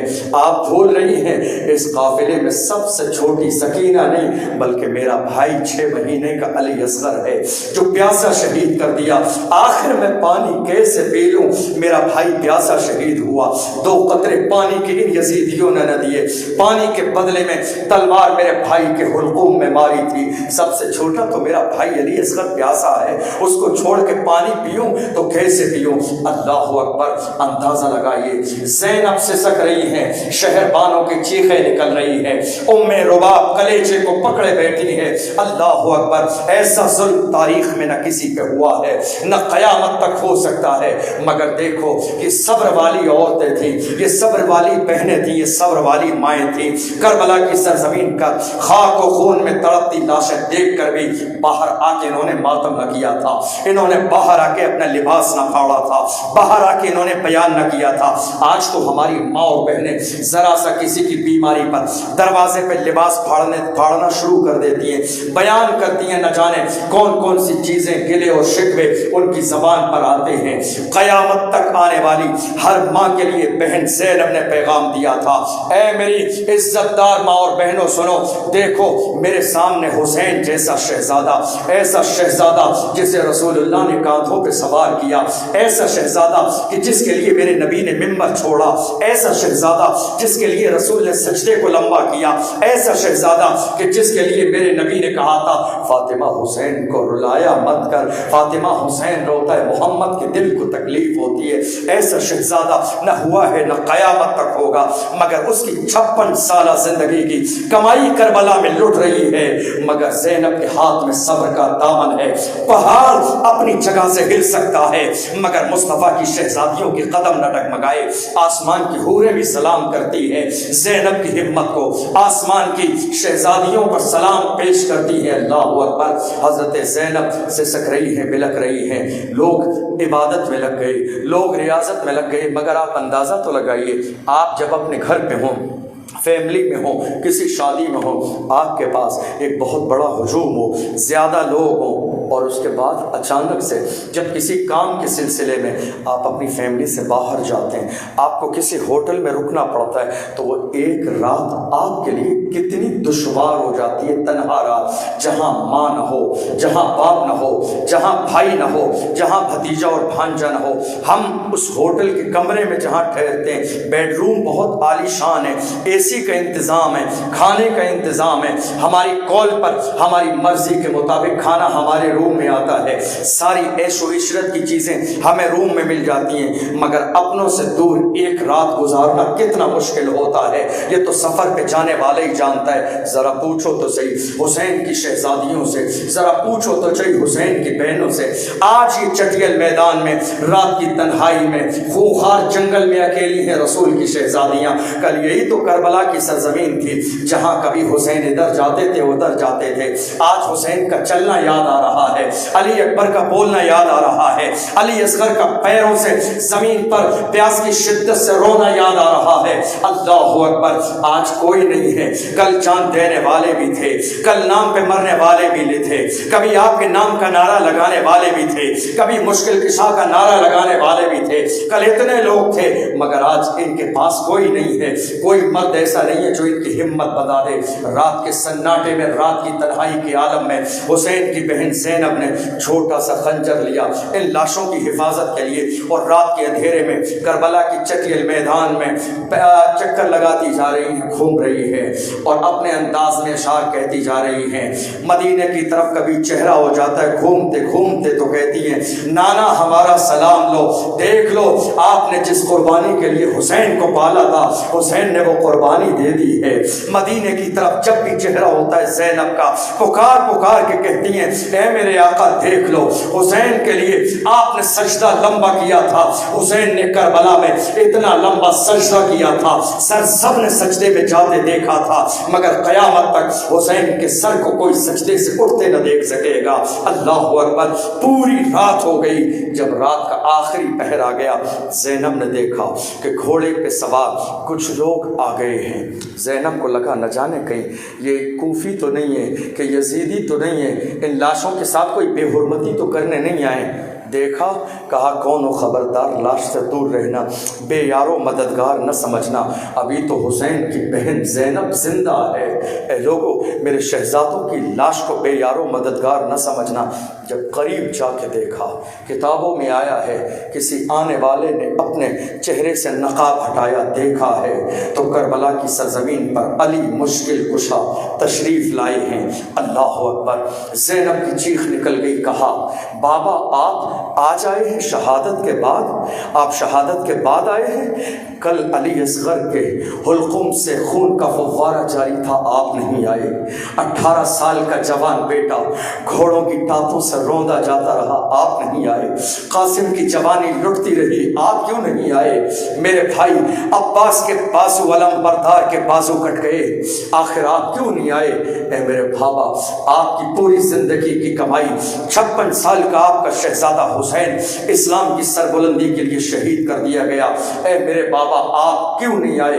حضرت علی مشکل کشا فرماتے ہیں، بیٹی زینب میں یہیں تھا، فاطمہ یہی تھی، مدینے والے مصطفیٰ تیرے نانا یہی تھے، ہم یہی تھے، مگر اے میری بیٹی ہم اس لیے کچھ نہیں کہہ رہے تھے، اس لیے کہ یہ حسین کا امتحان تھا، حسین کا امتحان تھا۔ میری بیٹی امتحان میں مدد نہیں کی جاتی ہے، امتحان دینے والے کے لیے دعا کی جاتی ہے۔ میری بیٹی ہم یہی تھے مگر ہم نے کچھ کہا نہیں، اس لیے کہ حسین کا امتحان تھا، اگر ہم کچھ کہہ دیتے تو کہیں ایسا نہ ہو کہ امتحان نامکمل رہ جاتا۔ اللہ نے دی تھی جانیں ہم نے دین کے لیے قربان کر دی۔ بیٹی امتحان میں مدد نہیں کی جاتی ہے، دعا کی جاتی ہے تاکہ استقامت رہے، تاکہ مضبوطی رہے، قدم نہ ڈگمگائیں۔ اے میری بیٹی ہم نے دعا کی اللہ کی بارگاہ میں حسین کے لیے، اللہم اعط الحسین اجرا و صبرا، ہم حسین کے لیے دعا کر رہے تھے، اے اللہ حسین کو اجر اور صبر عطا فرما۔ اے میری بیٹی کیا تو نے ہماری دعا کا منظر نہ دیکھا؟ ہے کوئی دنیا میں باپ کے جس کا 18 سال کا جوان بیٹا اس کی نگاہوں کے سامنے دھڑ الگ کر دیا جائے، سر الگ کر دیا جائے، ہاتھ الگ ہوں، پیر الگ ہوں، جسم کے حصے الگ ہوں، کیا وہ صحیح سلامت کھڑا ہو سکتا ہے؟ نہیں، اس کا ہمت ٹوٹ جائے گی، اس کا حوصلہ پست ہو جائے گا۔ مگر تو نے حسین کو دیکھا، خیمے کے سامنے کھڑے ہیں، 18 سال کے جوان بیٹے پہ یزیدی گھوڑے دوڑا رہے تھے، مگر تو نے دیکھا حسین کے قدم ڈگمگائے نہیں تھے، چونکہ ہم نے دعا کی تھی اللہ کی بارگاہ میں، اے اللہ حسین کو صبر عطا فرما۔ نانا کے مزار سے جب حسین مدینے سے چلے تھے تو دعا کر کے آئے تھے، اے میرے نانا مجھے کربلا بھیج تو رہے ہیں مگر 10 محرم کو آپ کربلا آ جانا، حسین کی ہمت کے لیے آ جانا، حسین کے حوصلے کے لیے آ جانا، حسین کی مدد کے لیے آ جانا۔ جبکہ 18 سال کا جوان بیٹے کی لاش زمین پر گرے تو کہیں ایسا نہ ہو کہ حسین کی قدم ڈگمگا جائیں۔ اللہ اکبر، رات گزر گئی، پوری رات پہرا دیتی رہی۔ صبح کی جب صبح نمودار ہوئی، یزیدیوں نے پلاننگ کی، اور پلاننگ کرنے کے بعد میں میرے آقا حسین نے شہادت کی رات میں حضرت زینب کی کلائی چومی تھی اور زینب نے گلا چوما تھا۔ حسین نے سوال کیا تھا، اے میری بہن، آپ نے آج تک میرے ہاتھ اور پیشانی چومی، گلا نہیں چوما، آج اچانک سے گلا چومنے کی وجہ کیا ہے؟ تو زینب نے کہا تھا، بھائی میں گلا آج اس لیے چوم رہی ہوں کہ آج یزیدی آپ کے اس مبارک گلے پہ تلوار چلا دیں گے۔ حسین نے پکڑ کے کلائی چومی تھی، کہا بھائی آپ نے میرا ہاتھ تو آج تک چوما، کلائی نہیں چومی تھی، اس کی وجہ کیا ہے؟ فرمایا میری بہن زینب، میری شہادت کے بعد میں یزیدی تیری ان جنتی کلائیوں میں بیڑیاں ڈال دیں گے، زنجیریں پہنا دیں گے، اس لیے ان ہاتھوں کو بوسے دے کے جا رہا ہوں۔ اللہ اکبر۔ 11 کی صبح نمودار ہوئی، یزیدیوں نے لا کے بیڑیاں ڈال دی رسول کی شہزادیوں کے ہاتھوں میں، پیروں میں۔ آپ کے بیمار بیٹے عابد کو زنجیروں میں جکڑ دیا گیا، اونٹ بلائے گئے اور بغیر کسی کپڑے کے، بغیر کوہان کے، بغیر کسی انتظام کے 3 4 لوگوں کو رسی کے ذریعے باندھ دیا گیا اونٹ پر۔ کون ہے یہ رسول کی مقدس شہزادیاں ہیں جن کی یزیدی بے حرمتی کر رہے ہیں۔ کون ہے کہ جن کے گھر میں جبریل امین اجازت سے آتے ہیں، جن کے گھر میں قرآن نازل ہوتا ہے، جن کے گھر سے شریعت چلی ہے، جن کے گھر سے پوری دنیا کے ہر ایمان والے کے گھر میں روشنی پہنچی ہے، جن کے گھر سے شریعت کا نظام چلا ہے۔ آج ان کی شہزادیاں ننگی اونٹ کی پیٹھ پر بٹھا دی گئی ہیں، دوپٹے چھین لیے گئے ہیں۔ چہرہ چھپائیں تو کیسے چھپائیں؟ اللہ اکبر۔ کیسا منظر رہا ہوگا وہ رسول کہ جس نے قیامت تک کی آنے والی ہر عورتیں کو پردہ دیا ہے، مگر آج اس کی شہزادیوں کو پردہ نہیں ہے۔ زینب نے فرمایا، اے رسول کی شہزادیوں، تم جانتی ہو اللہ نے عورت کو یہ لمبے بال کیوں دیے ہیں؟ جانتی ہو؟ ہاں، اللہ نے لمبے بال عورت کو اس لیے دیے ہیں تاکہ جب اس سے پردہ چھین لیا جائے تو وہ اپنے پیچھے کے بالوں کو آگے لا کے چہرے کو چھپا لے، تاکہ اس کے چہرے کا پردہ ہو جائے۔ اپنے پچھلے بال اٹھا کے چہرے پہ ڈال لو تاکہ کسی ظالم یزیدی کی نظر تمہارے نورانی چہرے پہ نہ پڑے۔ اللہ اکبر۔ حسین کے سر کو خولی کو دے دیا، شہدائے کربلا کے سروں کو دے دیا، کہا جاؤ کوفہ چلے جاؤ، ابن زیاد کے پاس پہنچا دو، ابن زیاد کے پاس لے جاؤ کہ انعام سے نوازے گا۔ اب یہ لوٹا ہوا قافلہ چل رہا ہے، اعلان ہو گیا کوفہ کی گلیوں میں، اے لوگوں، جس نے امیر المومنین یزید کی بغاوت کی تھی ان کے سر کو کچل دیا گیا، ان کے فتنے کو ختم کر دیا گیا، وہ لٹا پٹا قافلہ آنے والا ہے۔ اللہ اللہ، کیسا منظر ہے۔ کتابوں میں آتا ہے جب یہ خولی رات کو پہنچا تھا کوفہ کی سرزمین پر، گورنر ہاؤس کا دروازہ بند ہو چکا تھا، تو اس نے لے جا کے حسین کا سر اپنے گھر پہ رکھ دیا۔ اس کی بیوی سے کہتا ہے، معلوم ہے بہت بڑا انعام تیرے لیے لے کے آیا ہوں، کل ہماری زندگی بدلنے والی ہے، بہت بڑا انعام ملے گا۔ کہا ایسا کون سا کام کیا ہے؟ کہا دیکھ اس بوری میں حسین کا سر لے کے آیا ہوں۔ بیوی نے جیسے سنا دل میں اہل بیت کی محبت تھی، ایسا لگتا تھا کہ اس کے تن بدن میں بجلی کون کے رہ گئی ہے۔ ظالم حسین کا سر، رسول کے شہزادے کا سر، اللہ وہ سر کہ جسے میرے نبی نے چوما تھا، وہ سر کہ جس پیشانی کو بچپن سے لے کے جوانی تک خاتون جنت چومتی تھی، وہ سر مبارک وہ حلقوم جسے علی اپنی گودی میں لے کے چومتے تھے۔ ظالم تو نے دنیا کی دولت کے لیے حسین کے سر کو کاٹ دیا ہے۔ کہا تیرے لیے انعام لے کے آیا ہوں۔ ظالم آج کے بعد مجھ سے بات نہ کرنا، آج کے بعد تیرا میرا کوئی رشتہ نہیں ہے، آج کے بعد میں تیرے لیے حرام ہوں، خدا کی قسم تو میرے لائق نہیں ہے، تو نے زندگی میں اتنا بڑا گناہ کیا ہے کہ تو نے حسین کے سر مبارک کو تن سے جدا کر دیا۔ ظالم آیا بستر پہ لیٹ کے سو گیا۔ اس خولی کی بیوی نے سر مبارک کو نکالا، پیشانی کو چوما، صاف کیا، عطر لگایا، عنبر لگایا، زلفوں کو صاف کیا، تشت میں رکھ کے سامنے بیٹھ گئی توجہ کے ساتھ، حسرت بھری نگاہوں سے آقا حسین کے سر مبارک کو دیکھ رہی ہے، عزت کی نگاہوں سے سر مبارک کو دیکھتی ہے۔ اس بیوی کا بیان ہے کہ جب میں عزت کی نگاہ سے حسین کے سر مبارک کو دیکھ رہی تھی تو میری قسمت کا ستارہ بلند ہو گیا۔ میں نے دیکھا کہ حسین کے سر سے لے کے آسمان تک نور کا ایک سما بندھا ہوا ہے، میرے گھر میں نور کے فوارے جاری ہیں، عرش اعظم سے میرے گھر تک حسین کے سر مبارک پر نور جاری ہے۔ میں نے دیکھا کہ میرے گھر میں کئی نورانی ہستیاں آ گئی ہیں۔ ایک بزرگ آئے ہیں جن کی داڑھی کے بال سفید ہیں۔ میں نے ان سے پوچھا آپ کون ہیں؟ کہا میں اللہ کا دوست ابراہیم خلیل اللہ ہوں، حسین کی زیارت کے لیے آیا ہوں۔ میں نے دوسرے بزرگ سے کہا آپ کون ہیں؟ کہا میں آدم صفی اللہ ہوں، حسین کی زیارت کے لیے آیا ہوں۔ میں نے چند عورتیں دیکھی، ان سے کہا آپ کون ہیں؟ ایک شہزادی نے کہا میں فاطمہ ہوں، حسین کی ماں ہوں، حسین کے سر کو دیکھنے آئی ہوں۔ میں نے ایک شہزادی سے پوچھا آپ کون ہے؟ کہا میں مریم ہوں۔ ایک نے کہا آسیہ ہوں، ایک خاتون نے کہا میں فاطمہ کی ماں خدیجۃ الکبریٰ ہوں، میں اپنے نواسے کے سر مبارک کو دیکھنے آئی ہوں۔ اللہ اکبر، پوری رات نور کا سما بندہ رہا۔ صبح اس ظالم نے امام حسین کے سر مبارک کو لے جا کے تشت میں رکھ کے پیش کر دیا یزید کے دربار میں۔ جب یزید کے دربار میں یہ قافلہ جا رہا تھا، اللہ اکبر، لوگ چھتوں سے دیکھ رہے تھے، کچھ لوگ سڑکوں پہ لائن لگائے کھڑے تھے، کچھ لوگ ایسے بھی تھے جو اہل بیت کے دشمن تھے، اوپر سے پانی ڈال رہے تھے، کچھ لوگوں کی آنکھوں میں آنسو تھے تو کچھ مذاق بنا رہے تھے کہ معاذ اللہ حسین باغی تھا، اس کا انجام یہی ہونا تھا۔ مگر جس زمانے میں یہ سارے ظلم ہوئے، حسین کی بہن زینب نے سپہ سالار والا انداز اپنایا، فرمایا اے ظالموں، تمہاری اس بغاوت کو یاد رکھا جائے گا، تمہاری اس مہمان نوازی کو یاد رکھا جائے گا، تم نے میرے شہزادے حسین کو بلایا تھا، خط دے کے یاد رکھا جائے گا، حسین کے ساتھ تم نے غداری کی یہ یاد رکھا جائے گا، تم نے حسین کے بچوں کو 3 دن بھوکا اور پیاسا رکھا، یاد رکھا جائے گا، تمہاری مہمان نوازی کو بھولا نہیں جائے گا۔ اب تم روتے کیوں ہو؟ اب سینے پیٹتے کیوں ہو؟ اب جسم کوٹتے کیوں ہو؟ اب تم اپنے آپ پر شرمندہ کیوں ہوتے ہو؟ اب تو تمہارے دامن حسین کے خون سے داغدار ہو گئے ہیں، اب تو تمہارے دامنوں پر حسین کے خون کا دھبا لگ چکا ہے، اب تم حسین کی یاد میں نہیں پچھتاوے میں رو رہے ہو کہ تمہارے دامن داغدار ہو چکے ہیں۔ تم نے حسین کو مہمان بنا کے خطوط دے کے خط دے کے بلایا مگر شہید کر دیا۔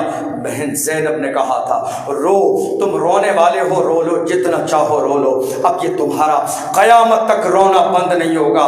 تم اگر حسین سے محبت کرنے والے ہوتے تو یزید کے اور حسین کے لشکر کے بیچ میں ڈھال بن کے کھڑے ہو جاتے۔ اے یزیدیوں ظالموں، حسین کو قتل نہ کیا جائے گا، حسین کے گھر والوں کو شہید نہ کیا جائے گا، مگر تم تو اپنے بستروں پہ آرام کرتے رہے، رسول اللہ کے شہزادی کے گردن پہ چھری چلتی رہی، تم کوفہ میں رہے، حسین کے بچے پیاسے تڑپتے رہے، تم اپنے بچوں کو کھلاتے پلاتے رہے، تمہاری عورتیں کپڑے نئے نئے بدلتی رہی، حسین کی شہزادیوں سے دوپٹے چھین لیے گئے، آج تم رو رہے ہو، اللہ اکبر، اب تم قیامت تک رو گے، قیامت تک سینے پیٹو گے۔ آج دنیا میں کتنے سینہ پیٹنے والے ہیں یا حسین کر کر کے سینے پیٹ رہے ہیں، مگر ہم جانتے ہیں یہ حسین کا سینہ پیٹنے والے حسین کے وفادار نہیں ہیں، حسین کا سینہ پیٹنے والے حسین کا نام لے کر حسین سے محبت کرنے والے نہیں ہیں۔ اگر یہ حسین سے محبت کرنے والے ہوتے تو یہ کوفہ میں آرام نہ کرتے، نکل کے کربلا جا کے حسین کے محافظ بن جاتے، مگر یہ تو کربلا میں آرام کر رہے تھے،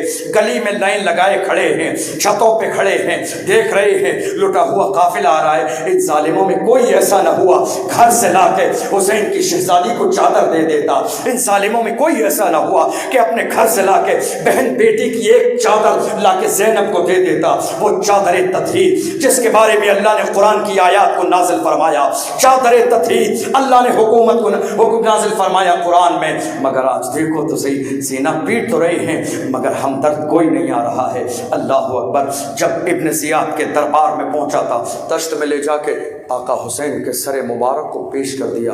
ابن زیاد بیٹھا تھا تو اس نے جانتے ہو کیا کہا تھا؟ حسین باغی تھا، سب کا یہ معاذ اللہ، اس ظالم نے کہا حسین باغی تھا، حسین کا یہی انجام ہونا تھا۔ ابن زیاد کے ہاتھ میں ایک چھڑی تھی، اس نے چھڑی لی اور امام حسین کا ٹیبل کے اوپر اس تشت میں ایک بڑی سی پلیٹ میں ایک خون کی طرح ایک تشت میں سر مبارک رکھا تھا۔ اس ظالم نے حسین پاک کے رخسار پر، سر پر وہ ڈنڈی مارنا شروع کر دی، ڈنڈی مارتا جاتا تھا، کبھی ہونٹوں پہ ڈنڈی مارتا، کبھی رخسار پہ ڈنڈی مارتا، کبھی پیشانی پہ ڈنڈی مارتا، کبھی حسین کے منہ کھول کر دانتوں پہ ڈنڈی مارتا۔ یہ عالم تھا جو رسول کی جانثار تھے، ان کی چیخیں نکل رہی تھی۔ ایک رسول کے صحابی حضرت زید بن ارقم وہاں موجود تھے، جلال میں آ گئے، بڑھاپے کا زمانہ ہے، کہ ظالم ابن زیاد اب بھی باز آ جا، کہیں ایسا نہ ہو اللہ کا عذاب نازل ہو جائے، خبردار باز آ جا، یہ وہ ہونٹ ہیں جنہیں میں نے اپنی آنکھوں سے رسول اللہ کو چومتے دیکھا ہے۔ ڈنڈی مارنے سے پہلے یہ سوچ لے، یہ جنتی ہونٹ ہیں جسے میں نے اپنی آنکھوں سے دیکھا ہے کہ میرے نبی ان ہونٹوں کو چومتے تھے۔ اللہ اکبر۔ اس شخص نے کہا، ابن زیاد نے کہا، اے زید ابن ارقم، اگر تو بوڑھا نہ ہوتا، اگر تو رسول کا صحابی نہ ہوتا تو تجھے ابھی قتل کر دیتا۔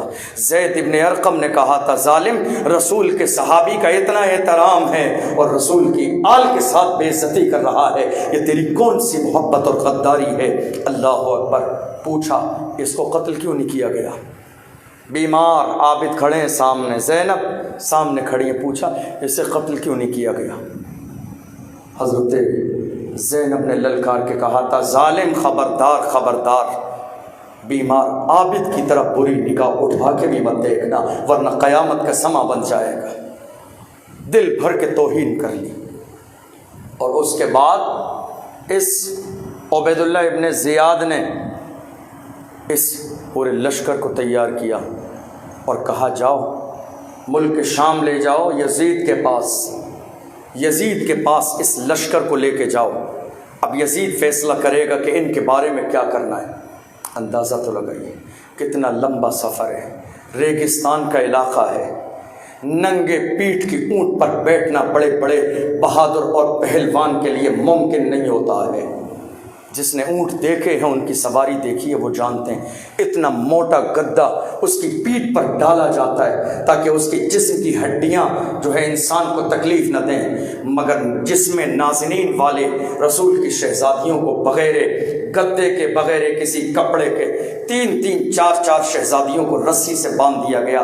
دھوپ آ رہی ہے، ایسی دھوپ کہ انسان کی حالت خراب ہو جائے، مگر سفر جاری ہے، نہ پانی ہے، نہ کھانا ہے، نہ کوئی انتظام ہے۔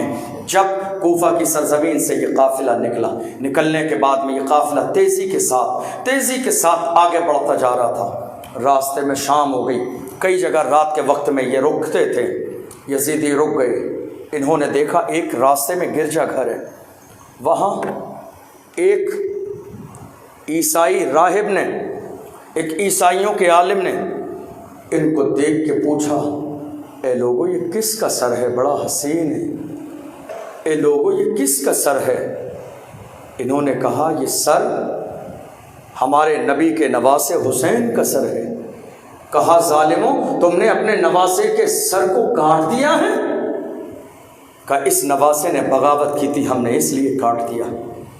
اس عیسائی عالم نے کہا تھا، اس راہب نے کہا تھا، کیا ایک رات کے لیے اس سر کو مجھے دو گے؟ اس کے بدلے میں تمہیں 10,000 درہم دوں گا، بس ایک رات کے لیے اس سر مبارک کو مجھے دے دو۔ انہیں کیا کرنا تھا؟ انہیں آرام کرنا تھا، سر کو آلریڈی زمین پہ رکھنا تھا۔ کہ تم لے جاؤ، صبح واپس دے دینا۔ 10,000 درہم لے لیے، چونکہ یہ تو سارا کام پیسوں ہی کے لیے کر رہے تھے۔ انہوں نے 22,000 کا لشکر کربلا میں پیسوں ہی کے لیے پہنچایا تھا، دولت اور منصب ہی کے لیے پہنچایا تھا۔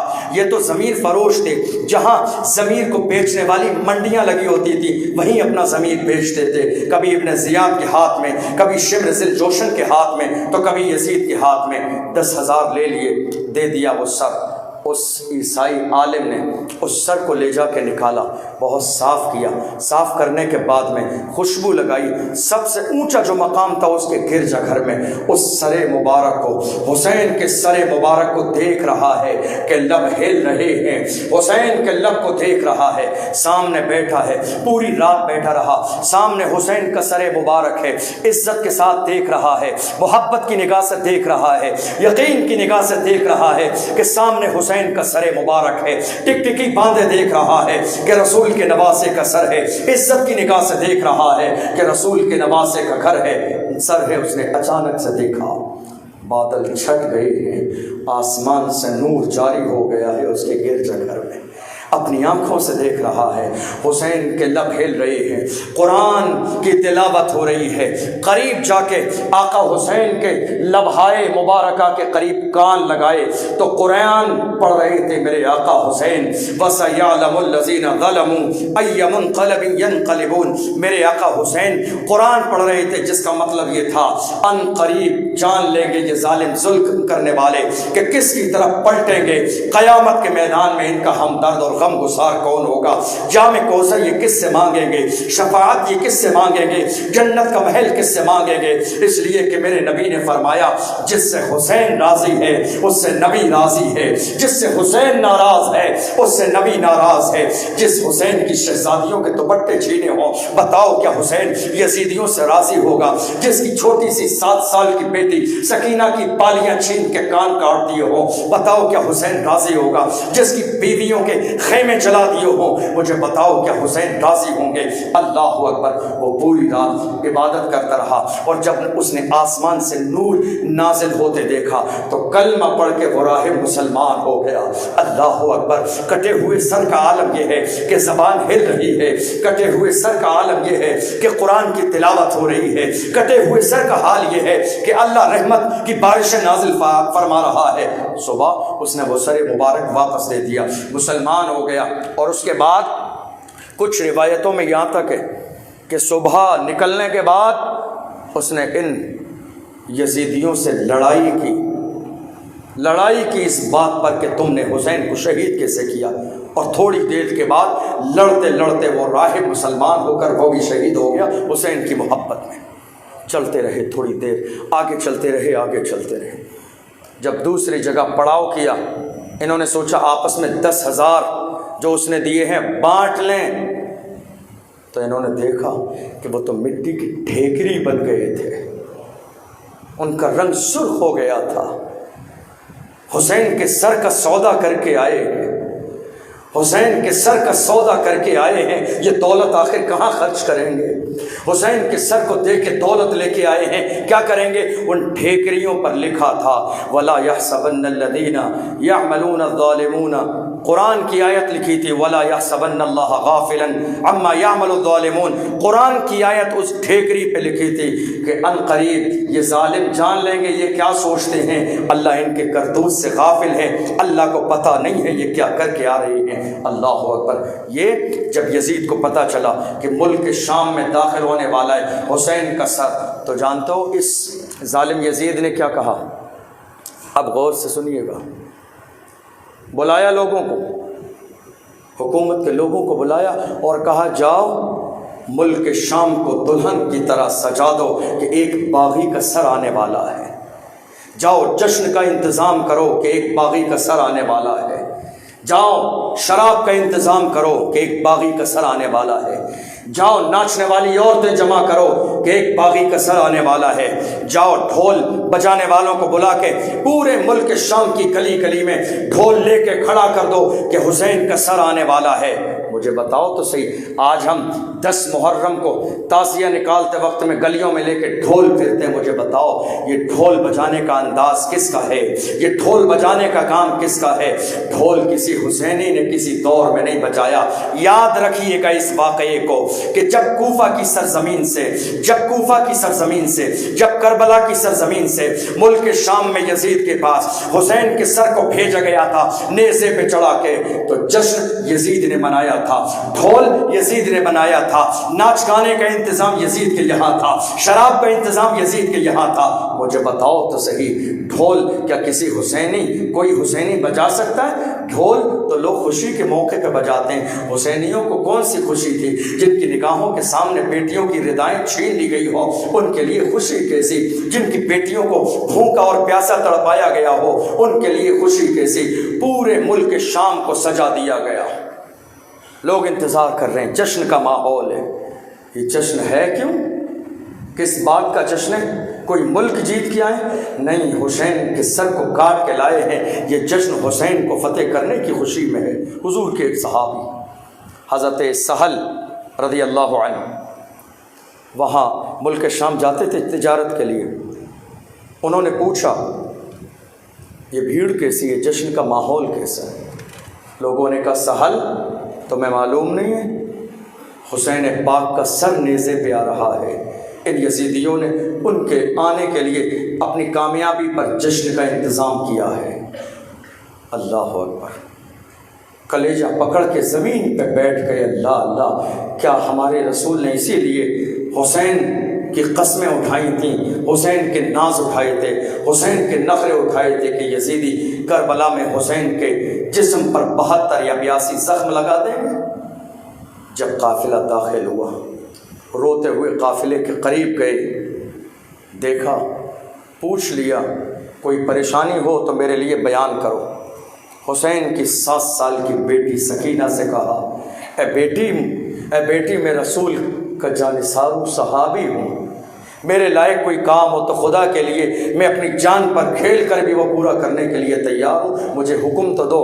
سکینہ نے کہا، اے چچا بس ایک چھوٹا سا کام کر دیں، میرے بابا کا جو سر نیزے پہ ہے اس کو تھوڑا سا آگے کرا دیجئے، چونکہ لوگوں کی توجہ انہی کی طرف ہے، ہم بیچ میں ہیں، ہمارے پاس دوپٹے نہیں ہیں، لوگ ادھر دیکھ رہے ہیں، حسین کا سر آگے کرا دیں تاکہ سب کی توجہ حسین کے سر پہ ہو، تاکہ ہمارا جو پردے کا معاملہ ہے وہ برقرار رہے۔ 400 درہم دینے کے بعد آپ نے حسین کے سر کو آگے بڑھا دیا۔ انہوں نے یزیدیوں نے ہر موقع پہ رشوت لی ہے، ہر زمانے میں رشوت لی ہے، دنیا کی دولت کے اتنے بھکاری تھے کہ حسین کے سر مبارک کا بھی سودا کرتے آگے بڑھ رہے تھے۔ جب یہ پورا لشکر گیا یزید کے پاس، یزید تخت پر بیٹھا تھا، اس کے سامنے پیش کر دیا گیا سر۔ تھوڑی دیر کے لیے اس نے کہا کہ اگر حسین کا معاملہ ڈائریکٹ میرے ساتھ ہوتا، آپ اندازہ لگائیے ان یزیدیوں کی باتوں سے، کہ اگر حسین کا معاملہ ڈائریکٹ مجھ سے ہوتا تو میں حسین کو قتل نہ کرتا۔ یہ عبید اللہ ابن زیاد کا مسئلہ تھا جو اس نے حسین کو قتل کر دیا۔ اس ظالم یزید نے بھی میرے آقا حسین کے مبارک لبوں پر چھڑی ماری۔ رسول کے ایک جانثار تھے حضرت ابو برزہ، انہوں نے بھی وہی جملہ دہرایا، ظالم اس چھڑی کو ہٹا لے، ان ہونٹوں کو میرے نبی چومتے تھے، کہیں قیامت نہ آ جائے، گستاخی نہ کر۔ دیکھا یہ کون ہے، یہ عورت کون ہے، اس بیٹے کو کیوں نہیں مارا گیا؟ کہ یہ حسین کی بہن زینب ہیں۔ تو یزید نے کہا تھا اسی لیے ان کے تیور مجھے الگ نظر آتے ہیں، یہ علی فاتح خیبر کی بیٹی ہیں۔ حضرت زینب نے کہا تھا ظالم دیکھ لے، تو نے دنیا کی دولت کے لالچ میں میرے بھائی کو شہید کرا دیا، مگر یاد رکھ تو مٹ جائے گا، تیرا نام مٹ جائے گا، میرا بھائی کا نام ہمیشہ زندہ رہے گا، میرا بھائی کا نام ہمیشہ باقی رہنے والا ہے۔ ظالم دیکھ لے۔ زینب گفتگو کر رہی ہیں کہ اچانک مسجد میں اذان ہونے لگی، اذان کی آواز محل کے اندر آ گئی، اشہد ان لا الہ الا اللہ اشہد ان محمد رسول اللہ۔ زینب نے کہا دیکھ لے ظالم، اذان میں بھی میرے گھر والوں کا نام ہے اور نماز میں بھی میرے حسین پر درود بھیجا جاتا ہے، تیری اوقات کیا ہے؟ تو نے حسین کے گردن پہ چھری چلا کے یہ سوچا ہے کہ تو نے حسین کو مٹا دیا، تو نے کربلا میں ایک حسین کو شہید کیا ہے، اب دیکھ لینا قیامت تک ہر گھر سے حسین نکلے گا، ہر محلے سے حسین نکلے گا، ہر علاقے سے حسین نکلے گا، حسینی جماعت قیامت تک اتنی مضبوط ہو جائے گی کہ یزیدی کچھ بھی کر لیں مگر حسینیوں کا کسی دور میں مقابلہ نہیں کر سکیں گے۔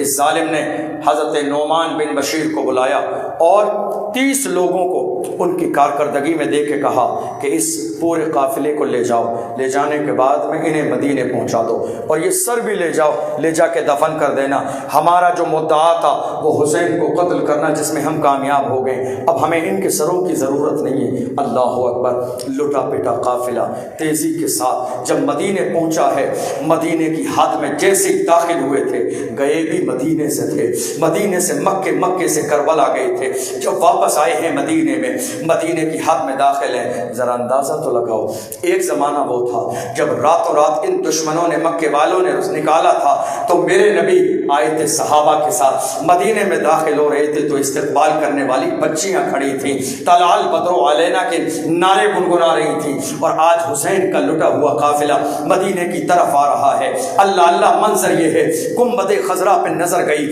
گنبد خضرا پہ نظر جاتے ہی شہر بانوں کی چیخ نکل گئی ہے، ام رباب رو رہی ہے، سکینہ رو رہی ہے، زین العابدین اپنے ہاتھوں کو چھنکار رہی ہیں، اللہ اکبر، بیڑیاں ہلنے لگی ہیں، سب کے سب سیدھے رسول کے مزار پہ گئے، مصطفیٰ کی قبر کے سامنے عورتیں مچل رہی ہیں، بچے مچل رہے ہیں، شہزادے رو رہے ہیں، نانا ہم قربانی دے کے آئے ہیں، ہم دین کو زندہ کر کے آئے ہیں، ہم اسلام کو زندہ کر کے آئے ہیں، ہم نے قربانی ایسی دی ہے، نانا آپ تو کربلا میں موجود رہے ہوگے، آپ نے تو قربانی دیکھی ہوگی، اے میرے نانا ہم نے چادر تطہیر اپنے سر سے نہ اتاری، ہم میدان میں نہ گئے، دنیا کی کوئی ماں ہوتی بے ہوش ہو کے زمین پہ گر جاتی، دنیا کی کوئی ماں ہوتی صبر کا دامن اس کے ہاتھوں سے چھوٹ جاتا، دنیا کی کوئی ماں ہوتی اس کے قدم ڈگمگا جاتے، مگر اے میرے نانا آپ جانتے ہیں میرے سامنے میرا بیٹا شہید ہوتا رہا، کلیجے پہ پتھر رکھ کے اسلام کی سربلندی کے لیے نگاہوں سے دیکھتی تو رہی،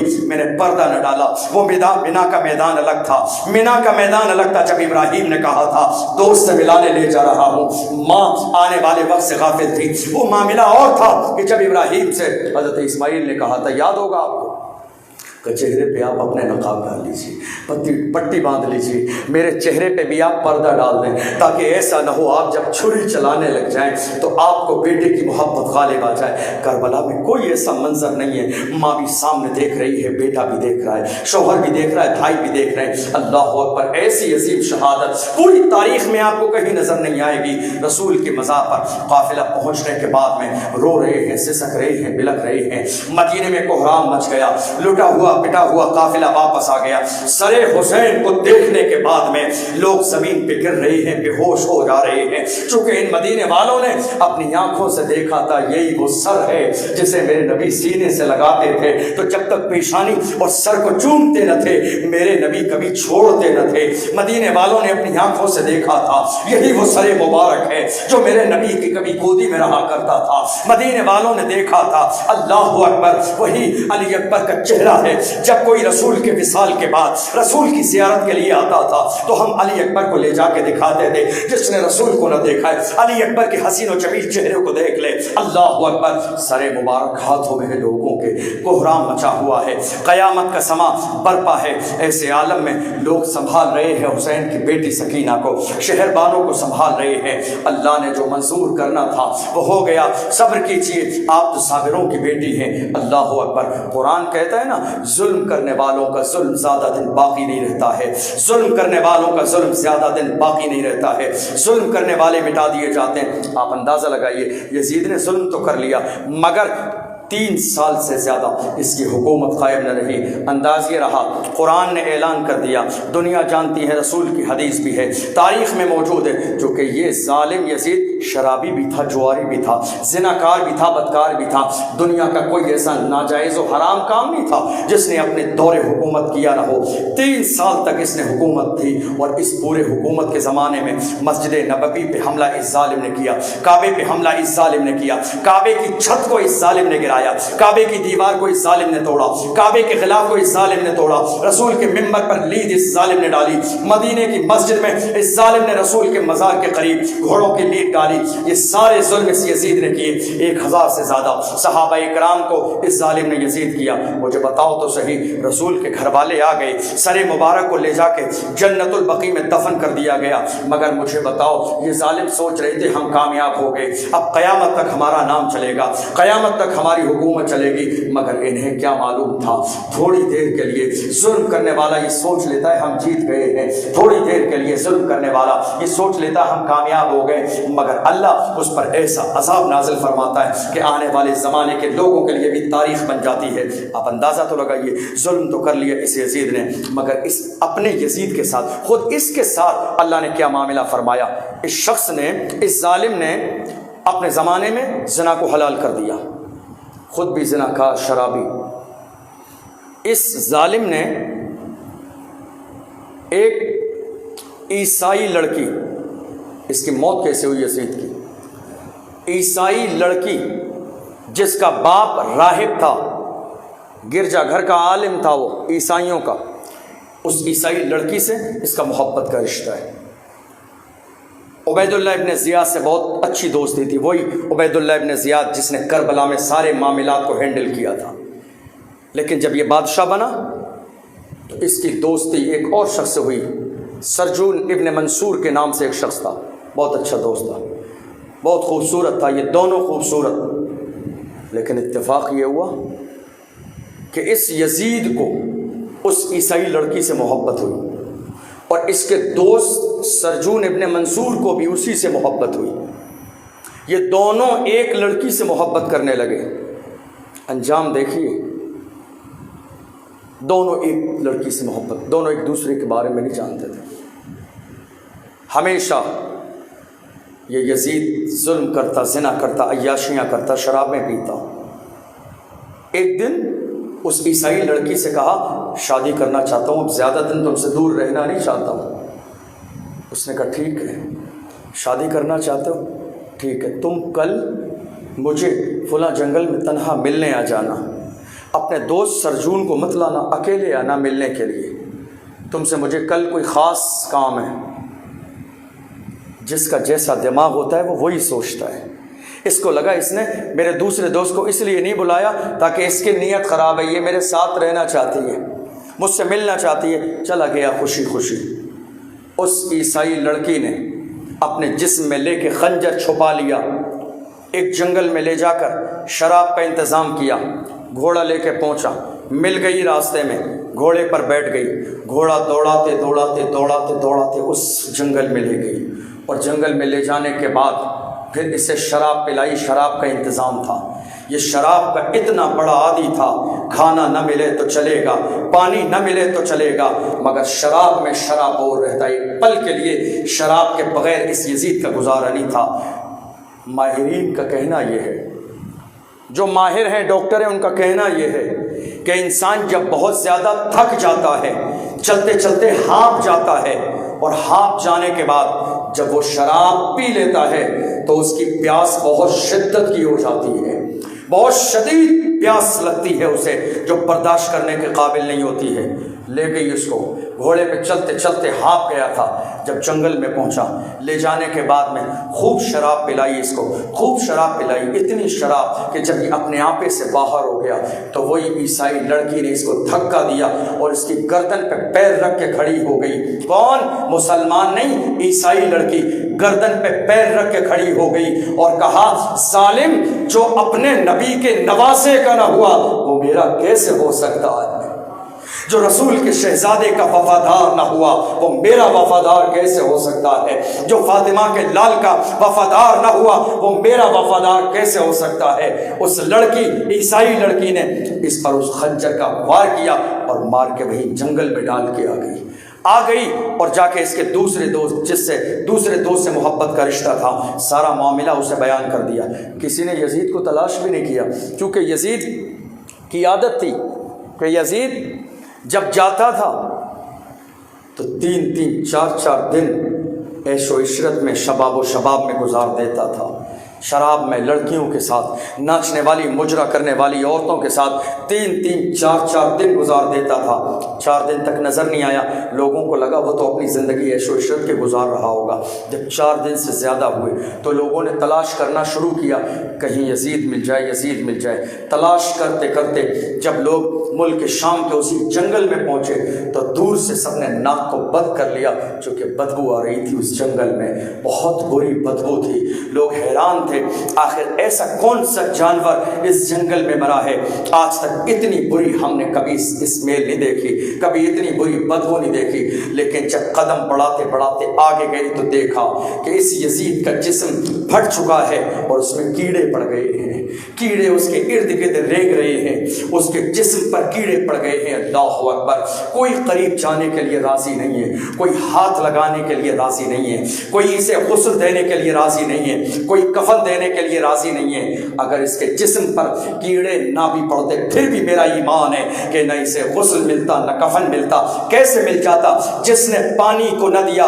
नहर फुरात के बारे में इस जालिम ने ऐलान किया था, जानवर को पानी मिलेगा मगर हुसैन को न मिलेगा, चौपायों को पानी मिलेगा मगर हुसैन को न मिलेगा। सुअर और कुत्ते पानी पी सकते हैं, घोड़े पी सकते हैं, मगर शहरवानों को पानी न मिलेगा। आखिर रसूल के शहजादों को तड़पाने वाले को गुस्ल कैसे मिल सकता है, कफन कैसे मिल सकता है? किसी ने न इसको गुस्ल दिया न कफन दिया। लाश इसकी सड़ गई है, लंबे लंबे कीड़े इस यजीद की लाश में पड़ गए हैं। लोग हैरान हैं, करें तो क्या करें? न इसको हाथ लगा सकते हैं, न मुल्क शाम ले जा सकते हैं। अल्लाह अकबर। लोगों ने मशवरा किया इसको यही गड्ढा करके दबा दो। न किसी ने गुस्ल दिया, न किसी ने कफन पहनाया, न किसी ने इज्जत की निगाह से देखा, न कोई हमदर्द आया, न कोई उस पर रोने वाला था, न कोई गिरिया करने वाला था, न कोई मातम करने वाला था। लकड़ियों से डंडों से सरका सरका के उसको गड्ढे में दबा के लोगों ने दूर से पत्थर फेंक के उसकी कब्र को बंद कर दिया। यह अंजाम हुआ रसूल पाक सल्लल्लाहु अलैहि वसल्लम के शहजादे इमाम हुसैन की शान में गुस्ताखी करने का। उसके बाद इसका बेटा यजीद, यजीद का बेटा, यजीद ने अपने बेटे का नाम रखा मुआविया। अक्सर व बेशतर अरब के ज़माने में ऐसा होता था कि लोग अपने बाप के नाम पर अपनी औलाद का नाम रखते थे ताकि बाप का नाम जिंदा रहे, नस्ल चलती रहे। इसका एक बेटा था, किताबों में आता है इसके तकरीबन 4 से 5 बेटे थे। एक पागल हो गया था, उनमें से एक बेटा था जिसका नाम मुआविया रखा इसने। शरीफ था वो, नेक इंसान था।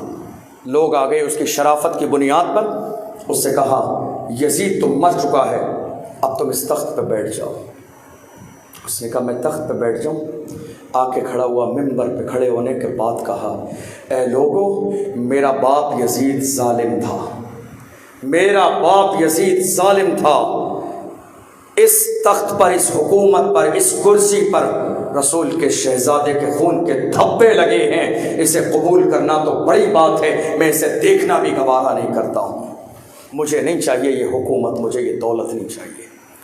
उस ज़माने में एक शख्स हुआ अहले बैत से मोहब्बत करने वाला, जिसका नाम था मुख्तार बिन उबैद सकफ़ी।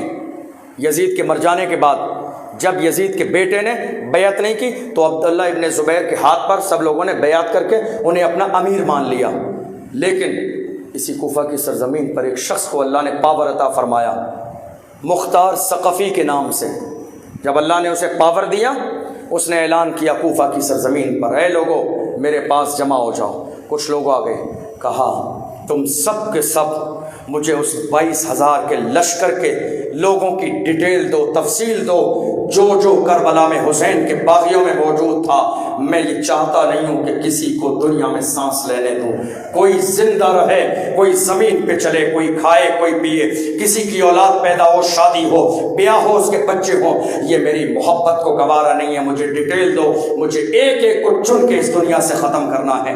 लोगों के सामने डिटेल आती रही, जिनमें चंद नाम बहुत मशहूर थे। उस शख्स ने जितना मुमकिन था लोगों को तलाश किया, मारना शुरू किया। तकरीबन 6,000, कितने 6,000 ऐसे लोगों को कत्ल किया जिन्होंने करबला में इमाम हुसैन पर जुल्म किया था। 6,000 लोगों को। और इनमें कुछ ख़ास जो अमीर और सिपह सालार कहलाते, यही इब्न साद, इब्न साद को जानते हो? यही था जो करबला में मौजूद था, यही था जो सिपह सालार था, जो जिम्मेदारी निभा रहा था। इब्न साद की और उस मुख्तार सकफ़ी की दोस्ती थी आपस में। जब उसने ऐलान किया तो लोग कूफा छोड़ के जाने लगे। जो जो लश्कर में शामिल थे वो रातों रात निकलने लगे। کہ اب شاید ہماری زندگی کا آخری وقت آ گیا ہے۔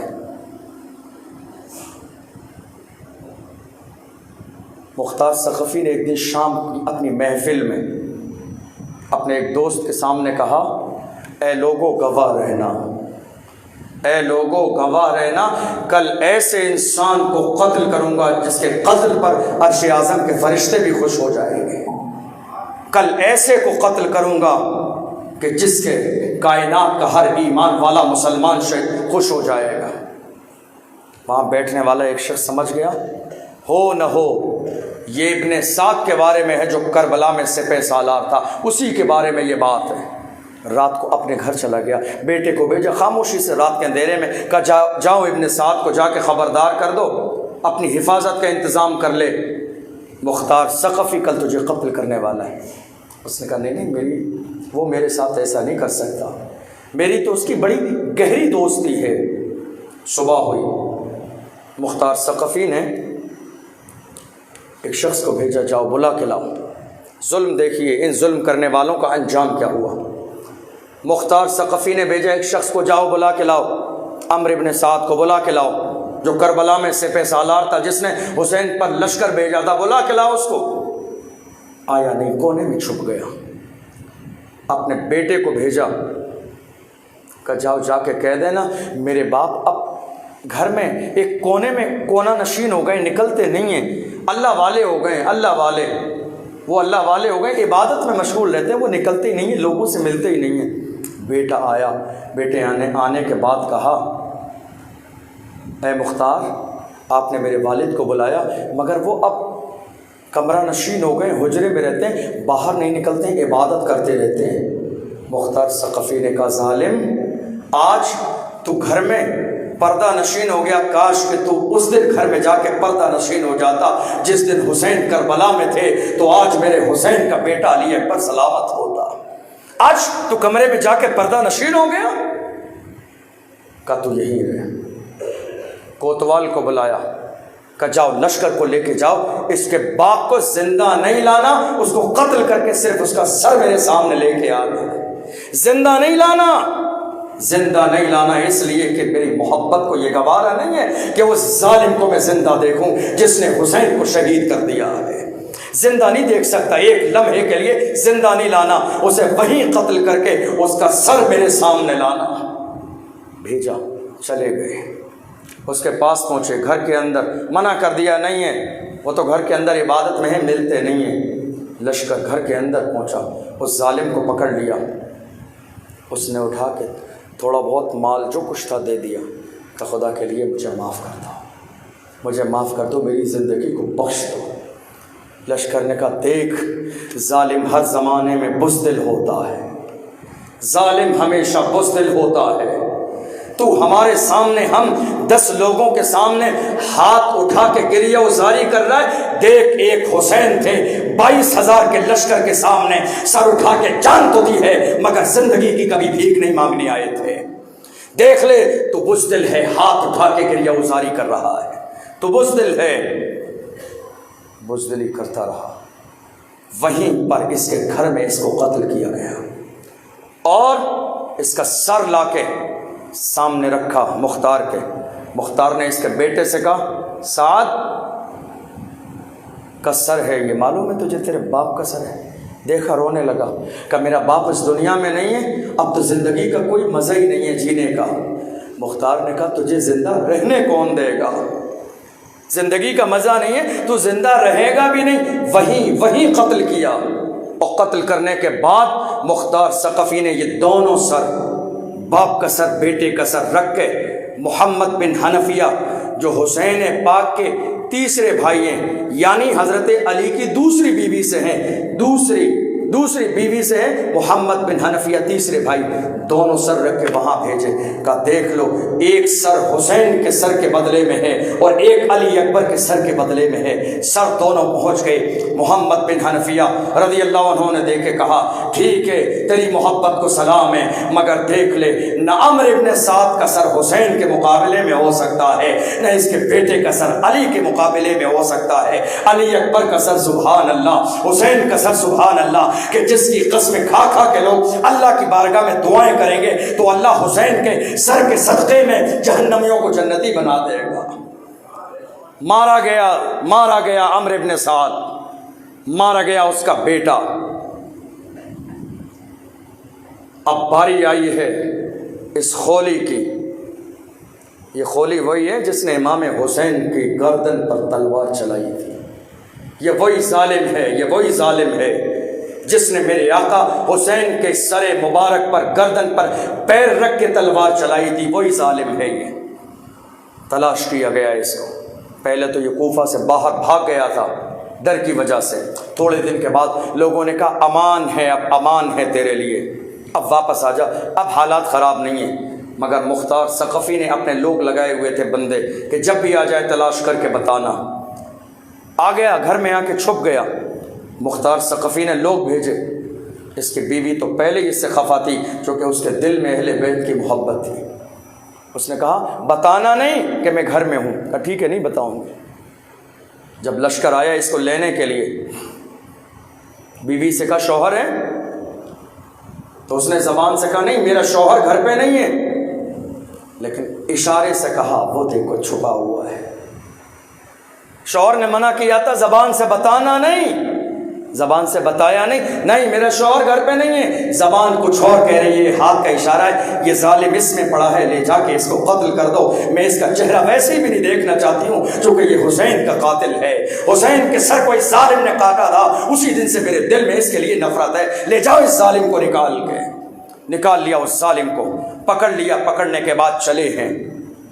مختار ثقفی نے اعلان کرایا کوفے کی گلیوں میں، کوفہ والو آ جاؤ، آج دیکھ لو، کل تم نے 6 سال پہلے، 6 سال کا زمانہ گزرا ہے، 6 سال پہلے تم نے ایک منظر اور بھی دیکھا تھا، یہی کوفہ کی گلیاں تھی کہ جس کوفہ کی گلیوں میں حسین کے سر کو گھمایا گیا تھا، حسین کے لٹے ہوئے قافلے کو گھمایا گیا تھا۔ آ جاؤ کوفہ والو، آج ایک تماشا اور بھی دیکھ لو۔ جب کوفہ والے آ گئے تو اس ظالم سے کہا ظالم تو ہی ہے ظالم کہ جس نے میرے آقا حسین کے سر مبارک پر تلوار چلائی تھی۔ ہاتھ جوڑ کے کھڑا ہو گیا، نہیں میں نے یہ نہیں کیا تھا۔ کہ تو بڑی ڈینگے مار مار کے لوگوں کے سامنے کہتا اے لوگوں گواہ رہنا حسین کا گلا میں نے کاٹا ہے، آج تک تو فخر کے ساتھ بیان کرتا تھا، آج مکرتا کیوں ہے؟ کہا وہ تو میں انعام کے لالچ میں اپنا نام لیتا تھا، میں نے نہیں کہا۔ مختار ثقفی نے کہا چوراہے پہ کھڑا کر لو، محلے شہر کے تمام لوگوں کو جمع کر لو۔ چوراہے پہ کھڑا کیا، کوفے والے جمع ہو گئے، چھتیں بھری ہیں، بلڈنگوں کے اوپر لوگ کھڑے ہیں، محلے میں کھڑے ہیں، ادھر ادھر پورا علاقہ جب بھر گیا تو لشکر سے کہا اب اس کو ننگا کر کے، اس کے اوپر کے کپڑے اتار کے اس کے جسم کو نیزے اور بھالے سے چھیدنا شروع کرو تاکہ اس کو بھی احساس ہو جائے جب ان ظالموں نے حسین کے 6 مہینے کے بیٹے علی اصغر کے حلق پہ تیر چلایا تھا تو اس کا احساس کیا ہوگا۔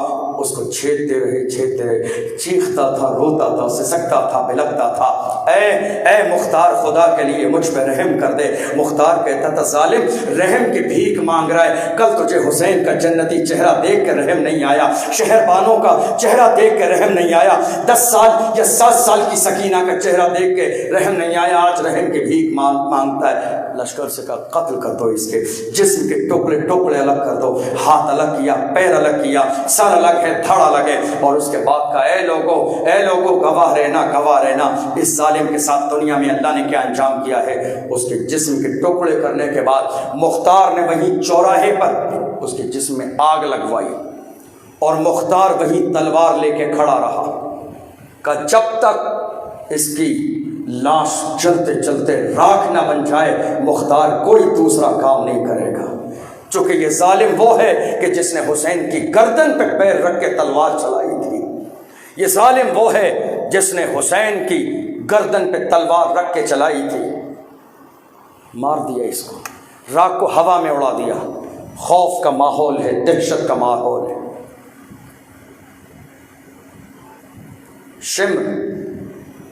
شمر جانتے ہو کون ہے؟ شمر وہ ہے کہ جس نے 500 لوگ نہر فرات کے قریب کھڑے کر دیے تھے۔ 500 لوگ نہر فرات کے قریب کھڑے کر دیے تھے اور اعلان کر دیا تھا یزیدیوں، اے یزیدیوں حسین کے خیمے میں پانی نہیں جائے، یہ وہ ظالم تھا جس نے حسین کے 6 مہینے کے بچے کو ایک قطرہ پانی نہیں دیا تھا. نکل کے بھاگ گیا کوفے سے ہی، بھاگ گیا، نکل کے کوفے سے بھاگ گیا. پکڑ لیا اس کو، ایک گاؤں میں جا کے چھپ گیا، پکڑ لیا لشکر نے اس کو، اور لانے کے بعد کہا ظالم تو وہی ہے نا جس نے نہر فرات پہ پہرا لگایا تھا پانی پہ، حسین کے خیمے میں نہ چلا جائے؟ دیکھ تیرا حشر کیا ہونا ہے، دیکھ تیرا حشر کیا ہونا ہے. اس ظالم کے لیے مختار نے کئی دن کے بھوک کے کتے تیار کر کے رکھے تھے کہ یہ وہ ظالم ہے جس نے حسین کے قافلے کو ایک ایک قطرے پانی کے لیے ترسایا ہے، اور اشارے کر کر کے کہتا تھا حسین دیکھ لے نہر فرات جاری ہے، چرند پی رہے ہیں، پرند پی رہے ہیں، سب کو ملے گا. حسین آنکھوں سے دیکھ لے نہر فرات ہے، تجھے نہ ملے گا. ظالم یہ بار بار تانا آقا حسین کو دیتا تھا. آج دیکھ تجھے بچانے کون آتا ہے، دیکھ نہ اب شمر، اے شمر دیکھ لے آج تجھے بچانے نہ یزید آئے گا، نہ عبید اللہ ابن زیاد آئے گا، نہ ابن سعد آئے گا، نہ تو تیرا کوئی ہم نوا آئے گا. بھوک کے پیاسے کتے اس کے جسم پر چھوڑ دیے، زندہ ہے، سسکتا بھی ہے، لگتا بھی ہے، جسم کے گوشت نوچ نوچ کے اس کے کتے کھا رہے ہیں، مگر کوئی بچانے والا نہیں ہے، کوئی اس سے محبت کرنے والا نہیں ہے. دکھا دیا اللہ نے، اے ظالمو دیکھ لو تمہارا انجام کیا ہے. تم نے تھوڑی سی دیر کے لیے دنیا کے لیے، اس مٹی کے لیے، اس مٹی میں جانے کے لیے دولت جمع کی تھی، مگر تمہاری کوئی دولت کام نہیں آئی. ایک آخر میں ایک شخص بلا عبید اللہ ابن زیاد، یہ وہ ظالم ہے، یہی وہ ظالم ہے جو پورے 22,000 کے لشکر کو ہینڈل کر رہا تھا، ساتھ میں سپہ سالار تھا. یہ ظالم ذمہ دار تھا کربلا میں. یہ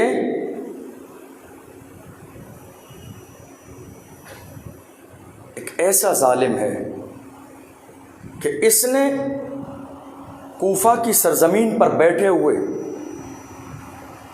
پورا گیم، جو اس کے نزدیک ایک گیم تھا، ان کے نزدیک حسین کے گھر کی کوئی اہمیت نہیں تھی. ان کے لیے تو بس جس طرح دوسرے علاقوں میں جا کے جنگیں کر کے فتح کر کے آ جاتے، بس ایک جنگ تھی. یہ شخص کوفہ میں بیٹھ کر گورنر ہاؤس میں پورے 22,000 کے لشکر کو ہینڈل کر رہا تھا. خط و کتابت کے ذریعے حکم دے رہا تھا عمرو ابن سعد ایسا کرو، شمر ایسا کرو. پورے 22,000 کے لشکر کو کوفہ کی گدی پہ بیٹھ کے ابن زیاد. اب کیا ہوا؟ اللہ کی شان دیکھو، اس کا انجام کیسا ہوا. جو کچھ اس نے آقا حسین کے ساتھ جس دن جس وقت کیا، اس کے ساتھ بھی سب کچھ ویسے ہی اسی دن اسی وقت ہوا.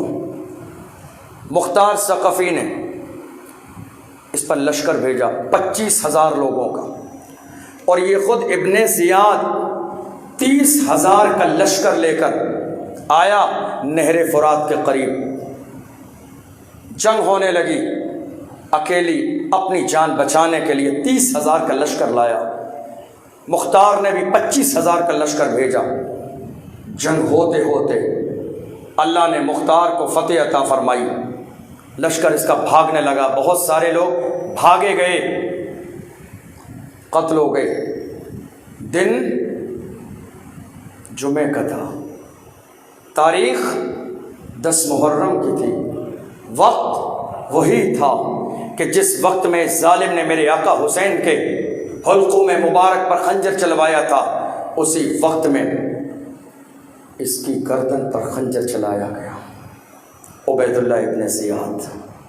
اور اس کے بعد اس کے سر کو ایک تھالی میں رکھا گیا، اور تھالی میں رکھنے کے بعد اسی محل میں کوفہ کی سرزمین پر گورنر ہاؤس میں اسی ٹیبل پر اسی تشت میں لے جا کے رکھا گیا.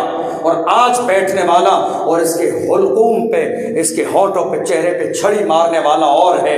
اور چھڑی مار مار کے مختار نے کہا تھا اے ظالم دیکھ لے، کل اس کرسی پہ تو بیٹھ کے حسین کے مبارک چہرے پہ مار رہا تھا، دیکھ اللہ نے تو سے کتنی جلدی بدلہ لے لیا ہے.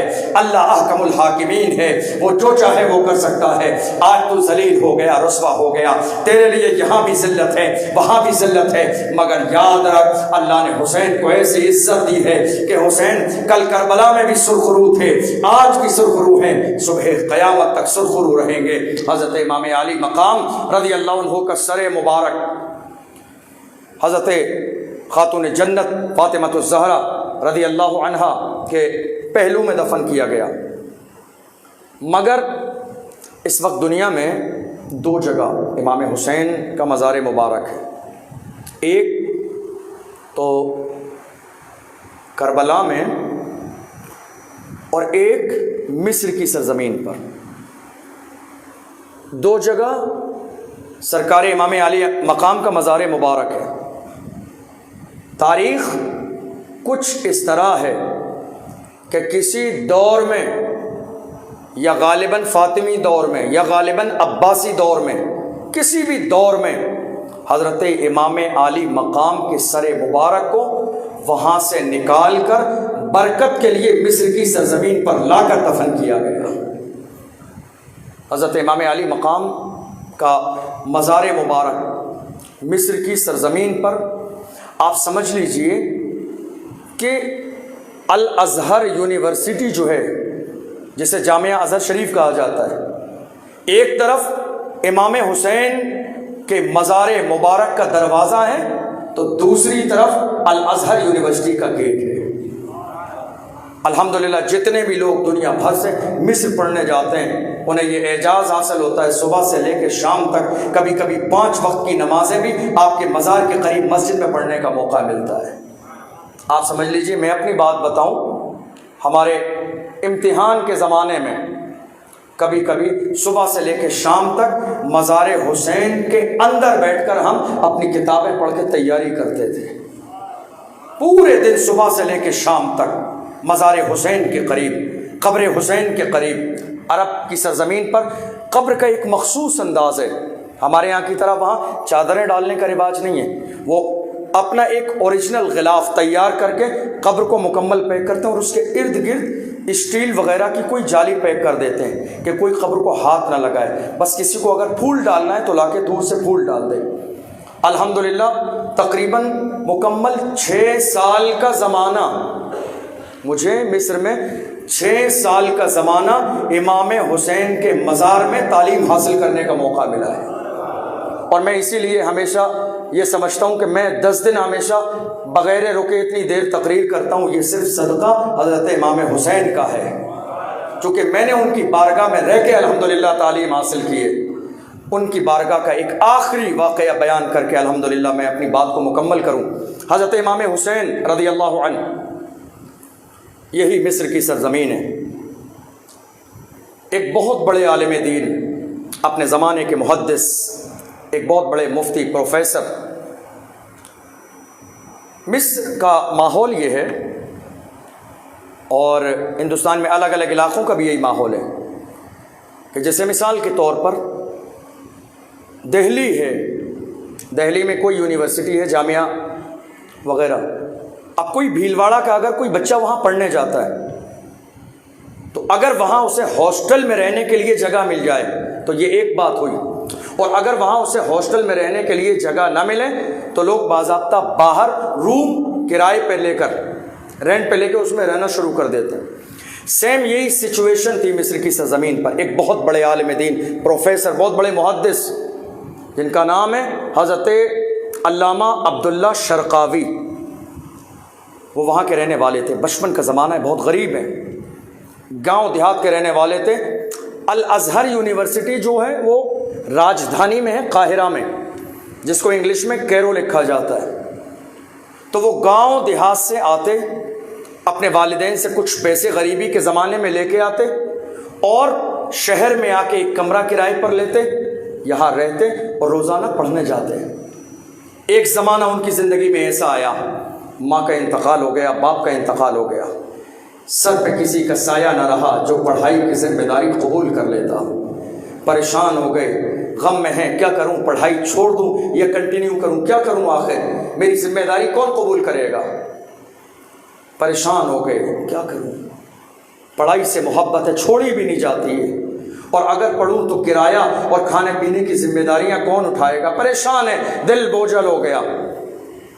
اچانک دل نے کہا چلو سامنے بارگاہ امام حسین ہے، چل کے ایک بار حاضری تو دو۔ لوگ آج تک یہی کہتے ہیں جو حسین کے در پہ جاتا ہے اس کی بگڑی بن جاتی ہے، جو حسین کے در پہ جاتا ہے اس کی مرادیں پوری ہو جاتی ہیں، جو حسین کے در پہ جاتا ہے اللہ اس کے دل کی کلیاں کھلا دیتا ہے، جو حسین کے در پہ جاتا ہے اللہ اس کی مرادیں پوری کر دیتا ہے۔ لاؤ باپ تو ہے نہیں، ماں تو ہے نہیں، سارے دروازے بند ہو گئے، دنیا کہتی ہے ان کے دروازوں سے بہت کچھ ملتا ہے، جا کے زندگی میں ایک آخری بار میں بھی دیکھ لیتا ہوں۔ بچپن کا زمانہ ہے، گئے امام حسین کے مزار میں، مصر کے سرزمین پر جو مزار ہے اس کی بات کر رہا ہوں، مزار میں گئے، تھوڑی دیر بیٹھے رہے، فاتحہ پڑھی، فاتحہ پڑھنے کے بعد میں اس جالی کو پکڑ لیا، جو مزار کے قریب جالی ہے پکڑ لیا، سر جھکا کے بیٹھ گئے۔ ہم اور آپ جانتے ہیں جب کوئی پریشان انسان ہوتا ہے ہم اس سے اس کی داستان سننا چاہتے ہیں تو داستان سنانے سے پہلے اس کی آنکھوں میں آنسو آ جاتے ہیں، اس کا دل بھر آتا ہے، چونکہ ہمیں جب وہ اپنی داستان سنانے جاتا ہے تو جو کچھ اس کے دماغ میں غم موجود ہیں وہ اس کی نگاہوں کے سامنے بالکل ویڈیو کی شکل میں آ جاتے ہیں، سب کچھ اس کے دماغ میں ہوتا ہے۔ بیٹھ گئے، مزار حسین کی جالیوں کو پکڑنے کے بعد میں آنکھوں میں آنسو آ گئے، رونے لگے، ایک لمبا زمانہ گزر گیا، روتے روتے دوپہر گزرنے لگا، روتے اچانک سے دیکھتے کیا ہے، روتے پریشان ہو گئے، آنکھ لگ گئی ہے، نیند آ گئی، سو گئے، سوئے کیا ہیں کہ ان کی قسمت کا ستارہ بیدار ہو گیا ہے۔ میرے آقا حسین خواب میں تشریف لائے، خواب میں آئے آقا حسین اور فرمایا عبداللہ شرقاوی تم پریشان مت ہو، تمہاری ماں دنیا سے جا چکی ہے، باپ دنیا سے جا چکا ہے، پریشان مت ہو، ہم تو زندہ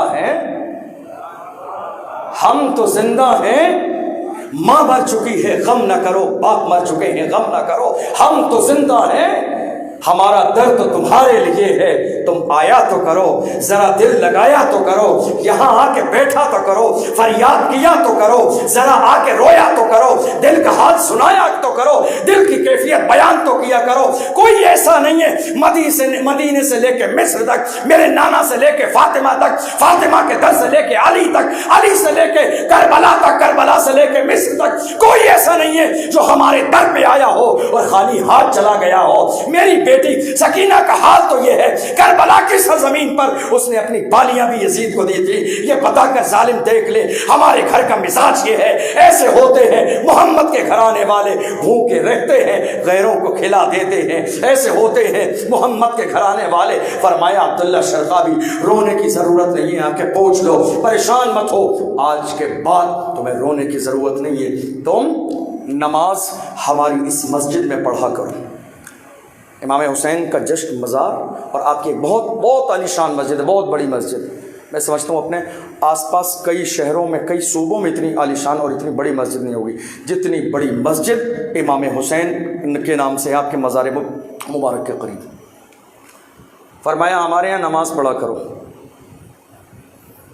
اور جب تم نماز پڑھ لو تو جہاں نماز پڑھو اس مصلی کو نماز کے بعد ہٹا دیا کرو، مصلی کو ہٹاؤ گے تو پورے دن کا جو تمہارا خرچہ ہے وہ تمہیں مصلی کے نیچے ملا کرے گا۔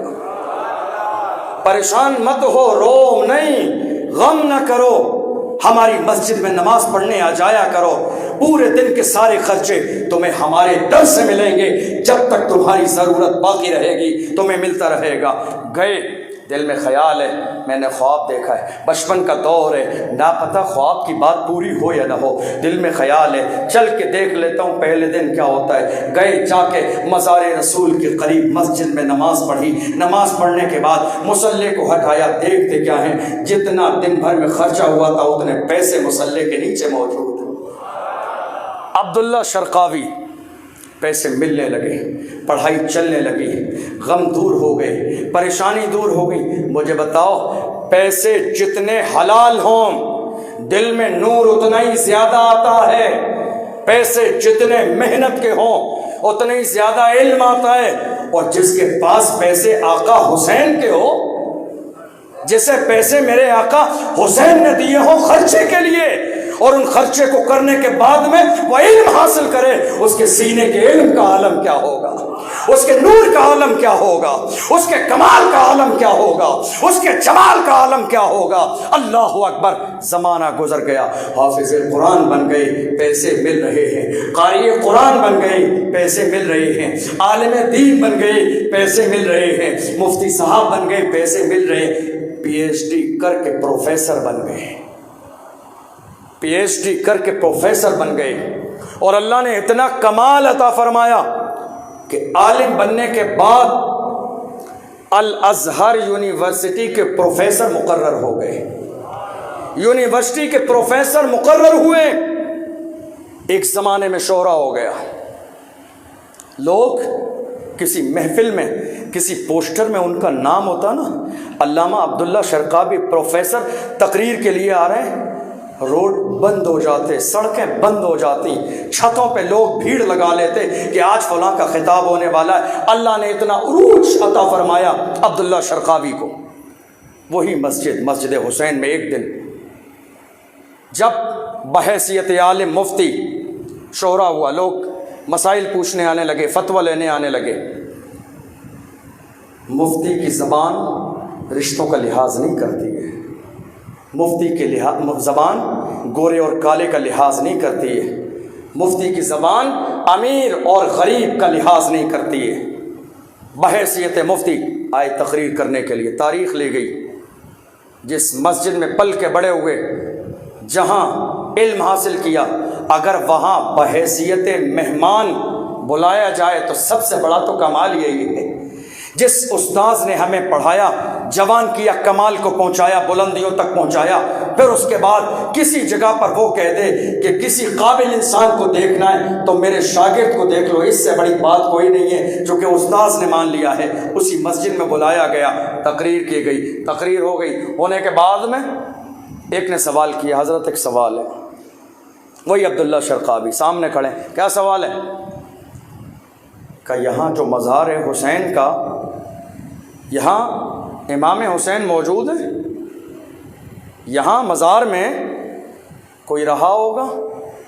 یہ سوال کون کر سکتا ہے؟ آپ جانتے ہیں میں نام تو اپنی پاک محفل میں لیتے نہیں ہوں۔ یہاں حسین موجود ہے؟ مفتی کی زبان ہے کہ حسین کا صرف سر موجود ہے۔ کیا کہا؟ حسین کا صرف سر موجود ہے۔ سوال پوچھا، مفتی کی زبان تھی، فوراً سیدھا سادہ جواب دیا۔ محفل ختم ہو گئی، جلسہ ختم ہو گیا، گھر پہ تشریف لے گئے۔ تشریف لے جانے کے بعد رات کو سو گئے، خواب میں میرے آقا حسین تشریف لائے، مگر آقا حسین آج خوش نہیں ہیں، ناراض ہیں۔ فرمایا، عبداللہ شرقاوی، جب تمہاری کوئی مدد کرنے والا نہیں تھا، کوئی تمہارا یار و مددگار نہ تھا، اس زمانے میں ہم تھے جس نے محبت کا ہاتھ تمہاری طرف بڑھا کے تمہیں جوان کیا تھا۔ آج تم بڑے عالم اور مفتی بننے کے بعد مہمان کی حیثیت سے ہماری مسجد میں آئے، ہماری ذات کے بارے میں تم سے پوچھا گیا تو تم نے کہہ دیا صرف سر موجود ہے، تم نے کہہ دیا صرف سر موجود ہے۔ ارے کوئی سر بغیر دھڑ کے مدد کر سکتا ہے؟ کوئی سر بغیر دھڑ کے مدد کر سکتا ہے؟ اے عبداللہ شرقاوی، یاد رکھنا، ہم مصر میں پورے اپنے جسم کے ساتھ الحمدللہ موجود ہیں، ہم مصر میں پورے جسم کے ساتھ موجود ہیں۔ نیند کھل گئی ہے، آنکھوں میں آنسو آ گئے، رونے لگے، گریہ وزاری کرنے لگے۔ یہ میں نے کیا کیا؟ میں نے مفتی کی زبان کا استعمال کر لیا۔ ہر جگہ یہ زبان نہیں ہوتی ہے، دنیا کا فتویٰ ہو زبان کچھ بھی کھولی جا سکتی ہے، لیکن جب اللہ والوں کی بارگاہ آ جائے تو وہاں سوچنا پڑتا ہے، جہاں ساری دلیلیں ختم ہو جاتی ہیں وہاں ان اللہ والوں کی نگاہیں کام کرتی ہیں۔ خبردار خبردار، دنیا والوں کے پاس جاؤ، اپنے منصب اور عہدے کا خیال کرنا، لیکن جب کسی دل والے اہل دل کسی اللہ والے کے پاس جاؤ تو خبردار، ساری دولت سارے منصب بھول کے جانا، چونکہ ان اللہ والوں کی نظر دلوں پہ ہوا کرتی ہے، ہمارے دلوں کے حالات کو جان لیتے ہیں۔ اعلان کرایا عبداللہ شرقاوی نے، او لوگو آج دوسرے دن پھر آ جاؤ، جلسہ ہے۔ لوگ حیران ہیں، عبداللہ شرقاوی جن کی تاریخ ملنا مشکل ہے، جو اتنا بزی رہتے ہیں، ان کا یہاں آنا مشکل ہے، آج ایسا کیا ہو گیا؟ کل تو اتنا عالی شان محفل اور پروگرام ہوا، آج دوبارہ اپنی طرف سے اعلان کر کے آ رہے ہیں تقریر کرنے کے لیے، ضرور کوئی خاص بات ہے۔ لوگ جمع ہو گئے، ہونے کے بعد میں عبداللہ شرقاوی آئے، فرمایا اے لوگوں میں صرف ایک بات بتانے آیا۔ یہ ہوتے ہیں عالم نائب رسول جنہیں کہا جاتا ہے۔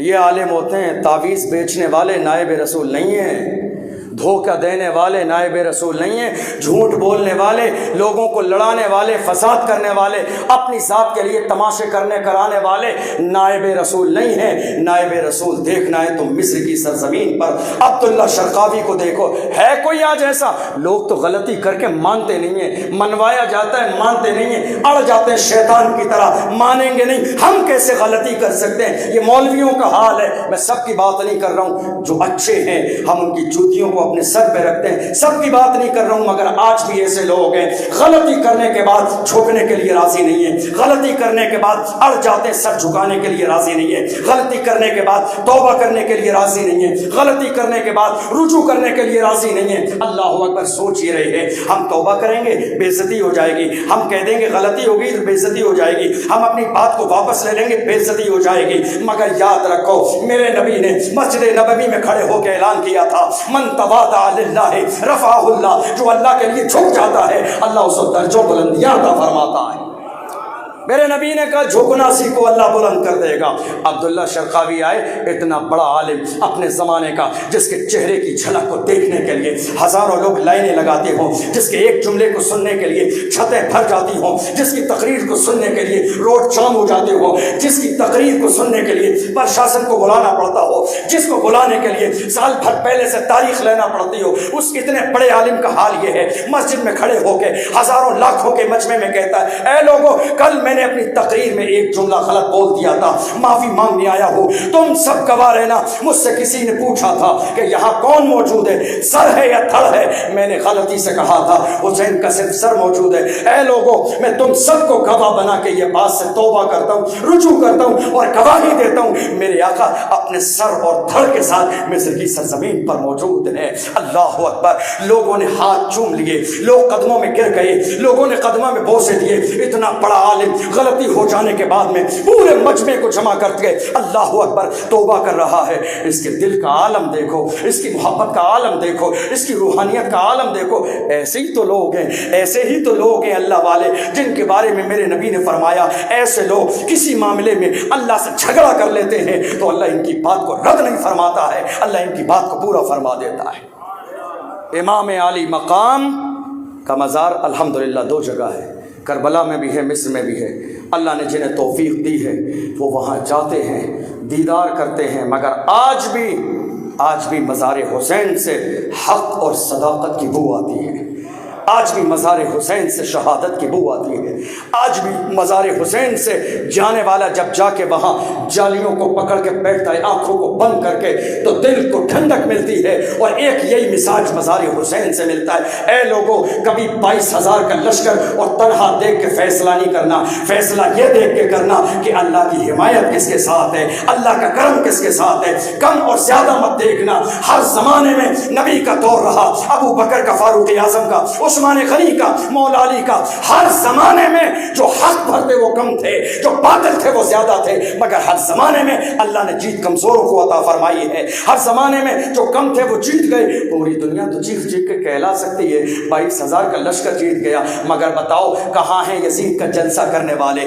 کہاں ہیں یزید کا نعرہ لگانے والے، کہاں ہیں یزید کی محفل کرانے والے؟ کوئی محفل یزید نہیں مناتا ہے۔ پوری دنیا کا بینر دیکھ لو، کہیں محفل حسین ہے، کہیں محفل شہدائے کربلا ہے، کہیں حسین کے بچوں کا ذکر ہے۔ دنیا والے جتنا یزیدیوں نے 22,000 کے لشکر نے مال جمع کیا تھا حسین کو لینے کے لیے، اللہ کا احسان ہے کہ ایک محرم کے سیزن میں پوری دنیا میں حسینی اس سے زیادہ حسین کے قدموں کا صدقہ لٹا دیا کرتے ہیں جتنا 22,000 کے لشکر نے وہاں فرعون کی طرح، فرعون اور سداد اور نمرود کی طرح کوفہ کی سرزمین پر وہاں کی منڈی میں اپنے ضمیر کو فروخت کر دیا تھا، اس سے زیادہ پوری دنیا میں حسینی الحمدللہ آج بھی محرم کے حلیم پر حسین کا صدقہ سمجھ کے خرچ کر دیتے ہیں، جتنے میں ان بغداد اور عراق کی سرزمین پر اپنے لوگوں نے ایمان کو بھیج دیا تھا۔ اللہ کا احسان ہے کہ اللہ نے ہمارے ہاتھوں میں حسین کا دامن رکھا ہے، ہم کل بھی حسینی تھے، آج بھی حسینی ہیں،